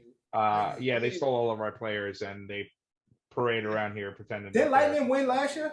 Wait, yo, I hate that Eddie does this shit. This shit is stupid. Listen, it's true. Listen, they haven't officially won, but yes, it's over. It's over. It's over. It's over. Score it's currently over. By the time people are listening to this, time on Monday the 30th, Memorial Day, it's 5-1. There is 4.5 minutes. Cam said, like, nigga, don't jinx it because we come back and then do something. I know a lot of Rangers fans, so as a fair weather Rangers fan, as a fair weather and honestly, to me at this point, I'm getting to that age. By default Rangers fan. I know that because we run a sports podcast, I should probably not really say this publicly. But the Rangers, the Knicks, the Yankees even have been on a prove it deal to me. I'm getting to that age where it's like, dude, I want like my life and I want to like spend time with my wife and like do things and travel and go away. I don't want to commit every single day to the Rangers or the Knicks and the Yankees and the Jets to watch them fucking lose and break my heart and like not perform well. But as a fair weather fan, and I've fully admitted to this, when it comes to the NHL and basketball, in baseball, I'm turning into a fair weather fan. But this is amazing. This is amazing. But I fell into this in 2014 and 2015, and the Rangers let me down. That was the last time I really followed them. But I'm back in. Low key, I was kind of rooting for the Islanders too, just because I wanted a championship for New York last year. But yeah, no, this is great. It's great for New York. Hopefully NYCFC isn't the last championship we have. I'd like to get a championship this year, but to be honest, and again, all bias removed, Tampa's really good. Obviously, Dev, you mentioned they won last year. They've also been very consistent for the last, I don't know, 7-8 years really. So they're a really good team. It's going to be a tough fight. Hopefully it goes 7, and hopefully the Rangers. I ain't letting a team from Florida kick their ass in the ice hockey. Hey, listen, I told you, Tom Brady is a witch. Oh, also, the other matchup too is the Oilers versus the Avalanche. Real quick, it's funny that you mentioned that. So Canada has not won. So no Canadian team, not the Canucks, not the Oilers, not the Maple Leafs, not the. Is there one more? Flames, Calgary. That's the other team. Thank you, John. Canadian team hasn't won a championship since Montreal won it back in '93. So it's really funny because most of the players are Canadian and Russian. Right. There are hardly any Americans. Oh, well, sport, yeah. We also thought about another Canadian team, the Winnipeg Jets. Oh, Winnipeg Jets, of course. How could I forget? But so that's the other matchup, Oilers Avalanche. Don't really care who wins that series because I want to win the whole thing. But the thing to pay attention to is that the Oilers are there, Edmonton, obviously. So if they beat the Avalanche and make it to the championship, we'll see what happens. But Where's Edmonton at? Where's isn't that in Canada? Edmonton, Canada. Yeah, that's why I mentioned that. That's why the whole reason why I brought up Canada. The whole reason. Anyway, but the point is, Tom Brady's a witch, and everywhere he goes, he brings championships. So since he's gotten there, Tampa Bay has won 2 championships, which is fucking unbelievable. Everywhere Tom Brady goes, championships loom. The Tampa Bay Rays have gotten really good. They went to a World Series, and obviously the Buccaneers won a fucking Super Bowl. Oh yeah, I mean it was that one year where Tampa had. Yeah, Tampa killed it. Yeah, Tampa just killed it. Yeah, that's what happened. Tom Brady's there, and it's a Tom Brady effect, and it is what it is. I don't know what to tell you. Tank Davis and Romero guy. He's actually. Oh yeah. He's ready for the second fight. He wants the rematch. He said that he won every round of that match. Is that facts or cap? Cap. John, Tank Davis, Romero, he won every round of that fight. Romero said this? Romero wants a rematch already? Yeah, he do. Well, also Ryan Garcia called him out too, so we'll see what happens there. What I'll say is, I don't think Romero won every round of that fight. I think he did decent enough. He probably got himself a couple of rounds. It was only 5 rounds. That was counted. Six. No, I'm saying, but it was 5 rounds. 5 and then the knockout. Yeah. So out of the 5 rounds, he might have won a couple. He wasn't dominating the fight. It wasn't like clear cut. He could have been winning, but he played into Tank's strategy and he walked into what Tank had waiting for him. No? Also, Ryan Garcia, he bet Earl Spence $20K that Tank was gonna lose, and he lost that money. He lost that. Easy $20K for Spence. Easy money for Spence. So, he got it. Do you think we're gonna ever see a Garcia Tank fight? Like, is this ever gonna happen? You know what's crazy? I talked to my brother about this. You know how boxing promoters is. They trash. They trying to protect their fighters. They want all their fighters to go undefeated, to do like the Mayweather record and build them up. That way they can sell bigger fights. So they fought against nobody. Yeah, they keep their fighter. They protect their fighters. So, in my honest opinion, do I think Ryan Garcia wants to fight Tank? Yeah. Do I think the promotion wants to let Garcia fight Tank right now? No. But they trying to protect their fighters. They trying to build because these fighters is also their brand. So, correct me if I'm wrong, John, but didn't Garcia call out Tank? So I mean, once you put the fighters call fighters out. They've been calling each other out for a while, all the time, but they don't got to say. It's been a while. It's what the promoters say. Yeah. The promoters, the one that orchestrate. Oh, we're gonna fight. This is the splits. This is what we're gonna do. They orchestrate all of that. Yeah. Yep. I got two. Well, technically 3. 1 NFL or 2 NFL, 1 MLB. You could touch the NFL. I had the NFL. I'm pretty sure you guys all know. Yeah, I think we're all on the same page with one of them, but I do want to just condolences to the family of Jeff. Gladney. Yeah, exactly. Gladney, cornerback for the Arizona Cardinals. Yeah. Passed away in a car accident. Obviously, there's really not much to say about that. Terrible, 25 years old. Young, man. Young, yeah. It's I hope there was no, and obviously everyone's brain goes there, but like drinking, drugs, anything else involved, like I like on both sides, right? Like whether it was the driver that hit him or whether he was. We'll definitely find out because the media is unforgiving. Right. Correct. And I think this is the topic that we all know. Colin Kaepernick got a workout with the Oakland Raiders. We'll see what happens. No signage yet. How long? I don't know. Like again, I think we all like. Obviously, I think it's the most realistic one out of all these years. I think this is the most realistic situation where if he ends up on but I mean, they just paid Derek Carr, didn't they? Yeah, but you still need insurances. Like Carr gets hurt, you still need. True. And Colin Kaepernick admitted he's willing to be the backup quarterback for a team now. True. Yeah, and again, that's the point. I think this entire podcast here had Caps back. Heard him out. Obviously, until this day, I fucking defend him. Obviously, I had to defend him so fucking much. I'm like, yeah, well, the kneeling. I'm like, yeah, Green Beret told him that. And they're like, I didn't know that. I'm like, yeah, because you're a fucking idiot. You defend everything by this Netflix special. Except for the Netflix special, and also so the Netflix special, that was one. But I think what came before, and I think honestly, Dev, like you were the most adamant when it came to defending Cap. Obviously, Cap, my nigga, man. Yeah. But I think I think I could speak for most people. When he took that deal, I think that's what fucking just killed it all. And now it looks like a lot of players feel that way too. Yeah, and now he's doing the whole.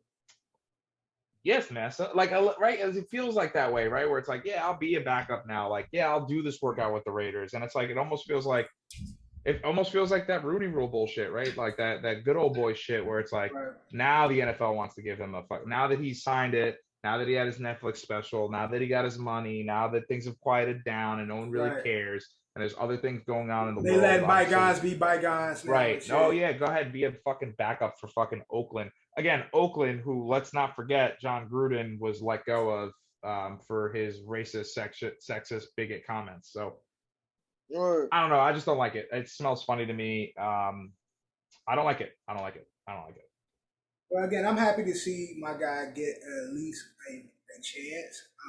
He's yet to be signed. I think Oakland's going to sign him because, to me, it's a circus. And they'll sell a lot of Kaepernick jerseys. For sure. And I think him on there, they run a few plays with him and shit. Him and of course, Carr back there, little trick plays, little trick plays and shit. Oh shit, guys! 9 seconds, 8 seconds. Him being there is going to sell tickets. Him being there is going to sell jerseys. They have it's going to piss off a lot of white people. They're going to piss off a lot of white people. They got Darren. They got Devontae. They got a team over there. So with all that, it just looks fun. Like, it looks fun right over there in Oakland. So I can see it happening. So it's all about NHL and Rangers fans. The Rangers have advanced. Final 6-2. Yeah, another game 7. Playing the Lightning. Pulled it out. They pulled it out. Another game 7. Good for them. But also, y'all brought up the Raiders. John Gruden recently, his motion in regards to trying to sue the NFL was dismissed. So tough luck, Coach Gruden. Yeah, it sucks to suck. I don't know what to tell you. I don't know if the news broke too. I guess I have like one other NFL piece. It doesn't really matter. The Washington Commanders are looking to purchase another piece of land, and they're building a new stadium. You know why? Because FedEx wants to pull the fuck out of there. They want nothing to do with them. Yeah, they moving to Virginia. I'm hearing this shit. So there'll be another team that ain't in the fucking state or city that they claim and shit. And when you look at it on the map, that shit is mad. What you saying? What you saying word for? Huh?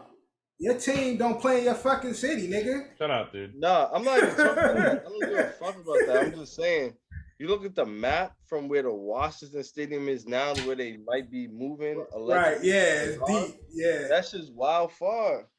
Yeah. Don't get me wrong, there's fucking fans in the DMV. That's New Jersey Jets. All right, cut it out. We should have had the Westside Stadium. Fuck Tokyo. New Jersey Giants and the New Jersey Jets. Fuck you, Tokyo. We should have had the Westside Stadium. Where Brooklyn at? Anyway, MLB, Jock Peterson. You guys want to talk about it? Yeah, man, that was fun. Transitioning from football, right? A little fantasy football talk, right? Yo, bro, there you go. I'm trying to figure out how was it money put on this game or something? Oh hell yeah, son! We play for a little bit, right? We got the pool, we got we got side bets going on in the league. Right. Obviously everyone plays for big money. Everyone always talks about if I win my big money pool, I'm about to win $1,000. I'm gonna win $2,000. Son, these boys play for keeps. These boys probably pay for pinks, right? You know what I mean? Like. They play for rollies, you know what I mean? Like this is probably like $100,000 pot. Yeah. You know what I mean? And obviously at the same time too, I think other things were said during it. They were both pretty I didn't really see the full clips because it was just like I was very confused by what happened. And then I seen the original clip of him slapping the shit out of Jock. I don't know. Funny shit though, man. You'll pay your fucking, and this is exactly why. If he was the commissioner, son, you got to take the money at the beginning of the season. You can't play if you don't pay. That's how it works, man. That's shame on you. And now you got slighted. You probably have to put up that money. He probably told you, fuck you, suck my dick. I was last place. I want my money back. This league sucks. Somebody took a kicker in the first round type shit. You know how people get with fantasy? You know what I mean? Like, oh, well, fucking, Aaron Judge fucking auto draft or whatever. You know what I mean? Like, I don't that league's not valid to me or whatever. Like, everybody gets in their feelings when it comes to fantasy. Obviously, nobody likes losing. It doesn't matter, but it does matter. It's weird. No one cares about your fantasy team, but everybody wants to hear about who you picked and who you're gonna start. It just, that's how things go. But again, shame on the commissioner, dude. Like, take your money before you let the nigga play. Don't even let him draft. Like, that's the way I see it. But again, I think other things were said. Probably moms, sisters, something involved. I don't know. It had to have been more, but that shit was. And Buddy got suspended for 2 games because of the slap. That's stupid as fuck. Come on, man. So. That's stupid. Well, he did it on the also, field. Calvin Ridley. Ridley. He did it on the field. So. Yeah, Calvin Ridley should maybe start MLB fantasy league if he wants to keep gambling. If he likes, you know what I mean? Like, obviously, it's okay if you do it for another league. You just can't do it for the league that you play for. So, if you want to make some money, you see Calvin Ridley out here probably slapping, who's a doughy white player in the league? I don't know, Travis Kelce. Just like, where my money at? You know what I mean? Man, but niggas wild in MLB. That's the most exciting story in baseball. Yeah, and it's about fantasy football. And shout out to all the Yankee and Met fans out here talking about, oh, we're in first place. It's June. Relax. It's June. Relax. Get to the All-Star break. Let's see what happens. Continue. And for the Yankees more specifically, and I'm not trying to jinx the team. I love them. I want them to do well. I said they're on a prove-it deal to me. Just don't go to the playoffs and fucking embarrass me. Don't do this to me again. You know what? Just get to the World Series. You don't even have to fucking win it. I would love it if you won it, but just fucking get there. For the love of God, just get there. I got two baseball questions, Kev. I understand that Aaron Judge has about 18-19 home runs so far this season. Do we see him leading the league? Yeah. Do we see him going 50 plus? The way he's playing, I'll be honest with you, it's possible. I'm not gonna say definitely, yeah, but your boy's on a rampage, and the only reason why, in case like any of our followers don't know, or anybody outside of Eddie and Johnny don't know, contract. He opted out of the fucking offer that they gave him. What was it? 235 million too for 10 years. Yeah, they offer him. Yeah, they offer him 10 years, 300. Oh, 325. 325 million. Yeah, not 225. And like he turned it down because he's like, yo, like niggas got more than that. We sitting here like, jaws on the floor, like what the fuck you mean, right? He said, I want 8-4. At the end of the day, right now he's playing like MVP caliber, where we're talking about him winning the home run record for the year, him maybe potential getting a Gold Glove and crown. Depends on how crown too. He could fight for that. Getting an MVP, like that's the way he's. And so that's what my second question. I know they offered him something. He denied it. Should the Yankees restructure their deal and make sure that this man get paid before the season is over? We'll see it. Well, that's the All-Star break. It should happen. Doesn't want to accept a deal during the season. Okay. He said he wants it out. He came out and said like, "Yo, if I can't get the deal done during the season, I'm not taking it." Okay. Because I want to make sure that I'm focused on my goal, which is being the best player I can. You don't want to worry about the money right now. Yeah, until they maybe offer him an 8-year, $400 million deal, and then I think because I think his biggest problem it wasn't just the money, it was the time. So I think he didn't like the 10-year deal. He wanted to be able to have an opt-out option. But Judge's biggest problem too, rooting for him, want him to do have all of those accolades that Kev said, but he's got to stay healthy this year. He has to. Yeah, he's definitely got to stay healthy this year. And I don't want to jinx him. I'm knocking on every piece of wood I have in this room. Not last year. The year before, he had like really bad luck with the way that shit played out. The only injury that he had was he broke his wrist, and that was a hit by pitch. that he tried to pull back out of, and that shit clicked him while he's holding the bat. Yeah, that's part of the game. So he's gotta be prepared for shit like that. At the end of the day, he's worth the money. He has the year that he's on track to have. They're gonna end up paying him something like 12 years, 400. Well, that's the thing. He doesn't want the time. He wants less years, more money. Yeah, I don't think that again. I don't think the money was the problem. It was the time that was the problem. I agree with that, but your mind changes a little bit when you win a championship with the franchise you have. Maybe he'll negotiate a little bit with the money because people are coming in. Maybe when you see Hicks getting traded off and another team picking up his money because Hicks is trash right now and there's more cap, like you be surprised what he'll take. Yeah. I think final number for Judge will probably be. I think I'm over exaggerating on the 400. Let's call it 8-year 375. I think that's what he'll end up settling for at the end of this. I don't know, man. Yeah. All cards is in Judge's hands. Yankees better not fumble it. That's all I'm gonna say. Yeah, that'd be really depressing watching him play for another team. No, 99 would look weird on any other team except at for the ours. end of the day, what you do is he has the season that he's already having and what he's projected to have, and he blows that shit out the water. You sit down, you don't give him a number. You just be like, "Yo, what you want?" Yeah, here's a check. No, not even here's a check. It's just what you want. All right, give us 2 days. Give us 48 hours. We'll get back to you. Right. We will see. Now, before we leave the open one, I got one basketball question that's been going around. Drew, I'm going to kick it off with you. The last couple of years, we've seen the emergence of the European players, the international players.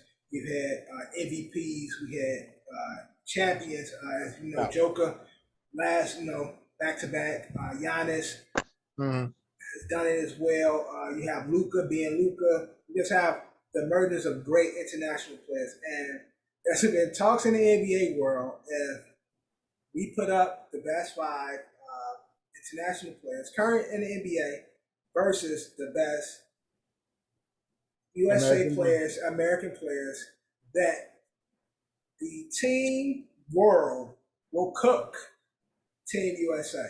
Now, listen, hold on. This is the 5 that they have. Can we get the 5? Yeah, please. The 5 as of right now for Team World, it will be Embiid at the 5. Okay. The Joker at the 4. Okay. Giannis at the 3. Shai Gill at the 2. Gilgeous-Alexander at the 2. Luka at the 1. This is Team World. Where's Gilgeous-Alexander from?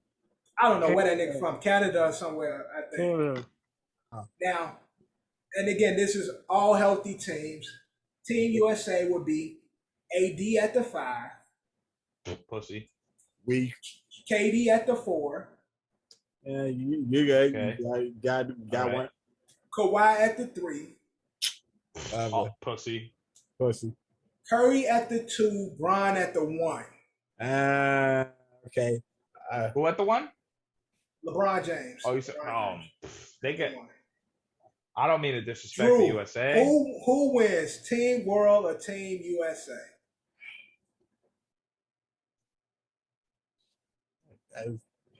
Who's on our side? LeBron, Curry, KD, Kawhi, AD, LeBron, and Curry. Nah, I think that. Nah, we got that. We got that. Team USA wins. And who do you think? You got that. That's the 7. That's the 7, or just that's the 7. That's the 7. That's the 7. I'll say we get in 7. Mostly because of the inexperience.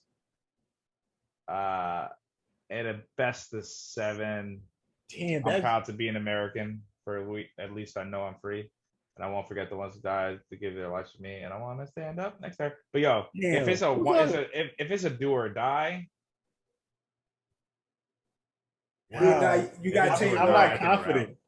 I'm not confident because AD pussy, Kawhi is. We talking about healthy. We talking about healthy players. Yeah, no, but he's still a bitch when it comes to playing. Like he's still a bitch. He's gonna get fucking dunked on. He's everyone's gonna blow past him. I mean, we only got two. Damn, we only got one big, really. John, stop your bias. We only got one big, really, though. Stop your bias. Giannis is gonna fucking eat his fucking heart. Oh, the same Giannis that got packed up by the guy he's gonna blow by, the same guy that locked Giannis up. But in a bubble. I'm sorry, in a bubble. We don't count the bubble, man. We don't count no bubble championship. It's pre-bubble. What are you talking about? I'm talking about Kawhi Leonard. I'm not talking about AD. I'm talking about Kawhi. I'm talking about AD pussy. I'm talking about AD soft. Okay, John. Pussy. Team USA versus Team World. And I still got AD over Embiid. Was in the bubble. I still got AD over Embiid. Okay. So you got healthy AD over Embiid right now. Yeah. Yeah, healthy AD over Embiid. Yeah. I'll do it. Y'all want to say what y'all want to say. Joel Embiid be nicked up too. Joel Embiid be getting hurt all the time as well. No, but again, I'm only speaking. They all healthy. All right, so I'm saying. So I'm just talking about like pure like body mass too. I'm talking like grown men. Listen, I'm saying best of seven. They all healthy. Best of seven. I agree. I think it's the U.S. Team USA. One and done. It's the world. It's Team USA. Do or die. It's Team USA. Wherever you want to put it, it's Team USA. I mean, I'm not that confident, John. Like they got hit. Like they got hitters on their squad. Like the only weak link I was thinking is Gilgeous-Alexander. Like the only weak link on that shit. I mean, not our team is kicking too. Like we got LeBron, we got Curry. We got all champions. They all champions. Yeah, like it's gonna be close. I'm not saying like John is like saying we kicking their ass. I'm saying it's gonna be close. John said it's smoke. Smoke. We're gonna be close. Like it's gonna be close. I still got faith that we gonna win, but it's gonna be close. It's like Golden State and the Boston Celtics, bro. It's gonna be close. Not the same thing. I definitely have Team USA. Although I'm not the biggest AD fan. Joel Embiid is a big ass bitch too. Like let's not act like he ain't. You're right. Big softy too. Like if he ain't be out there trying to fall out. I'm just thinking that like if it's a do or die situation, I think Embiid do or die. I definitely believe that Team World could pull off a win. It's like young and we ain't never been here before. Shy is the only liability. Because when it comes to level of play style, like Shy is not on the level of all of these. Shy is the weak link out of all of them, really. So on that aspect, like it's gonna be hard, but I think with Giannis and the Joker, like that's hard to stop. That will be almost impossible, especially Giannis, Joker, and Joel Embiid. Especially looking at again with the Team USA team, I don't think anybody can really stop the Joker on the Team USA. But I don't think nobody can really stop him. So I think he's going to cook. The rest of them really don't play defense and be the bitch. So, Team USA all day. Do or die USA. It's best to have the only person that plays defense to elite level on Team World is Giannis. Then the second best defender would be Joel Embiid. After that, it's nobody else. Yeah, I can't even speak on Shy. I can't really speak much on Shy. I don't even watch OKC games, so I can't even say shit about Shy. Luka don't play no damn defense, and so it's Team USA. But it's a conversation in the sports world, so I just had to bring it up. Let's get into when you hear this. This is our bold prediction. We didn't have one last week because we had our NBA Jam episode. Make sure you watch that. Link right here. It's our bold prediction. John, kick us off when you hear this. Wednesday, I'm gonna take a bold prediction. By the time we film our next episode, Game 1 of the Eastern Conference Finals in hockey. Eastern Conference Finals for hockey starts Wednesday. I don't know if the math will add up, but I'm gonna say the Rangers go out and take a commanding 3-0 lead. Stop knocking, John. Nah, you wildin', John. My fault for the knocking. My bad. All right. Kev, you hear this? All right, so I'm just double checking it.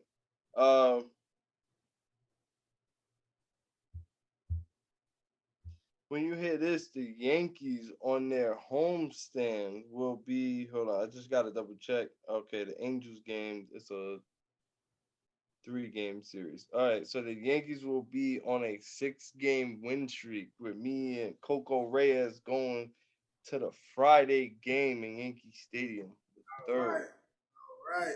True. That's a sweep of the Angels, and that's a sweep of the Detroit Tigers.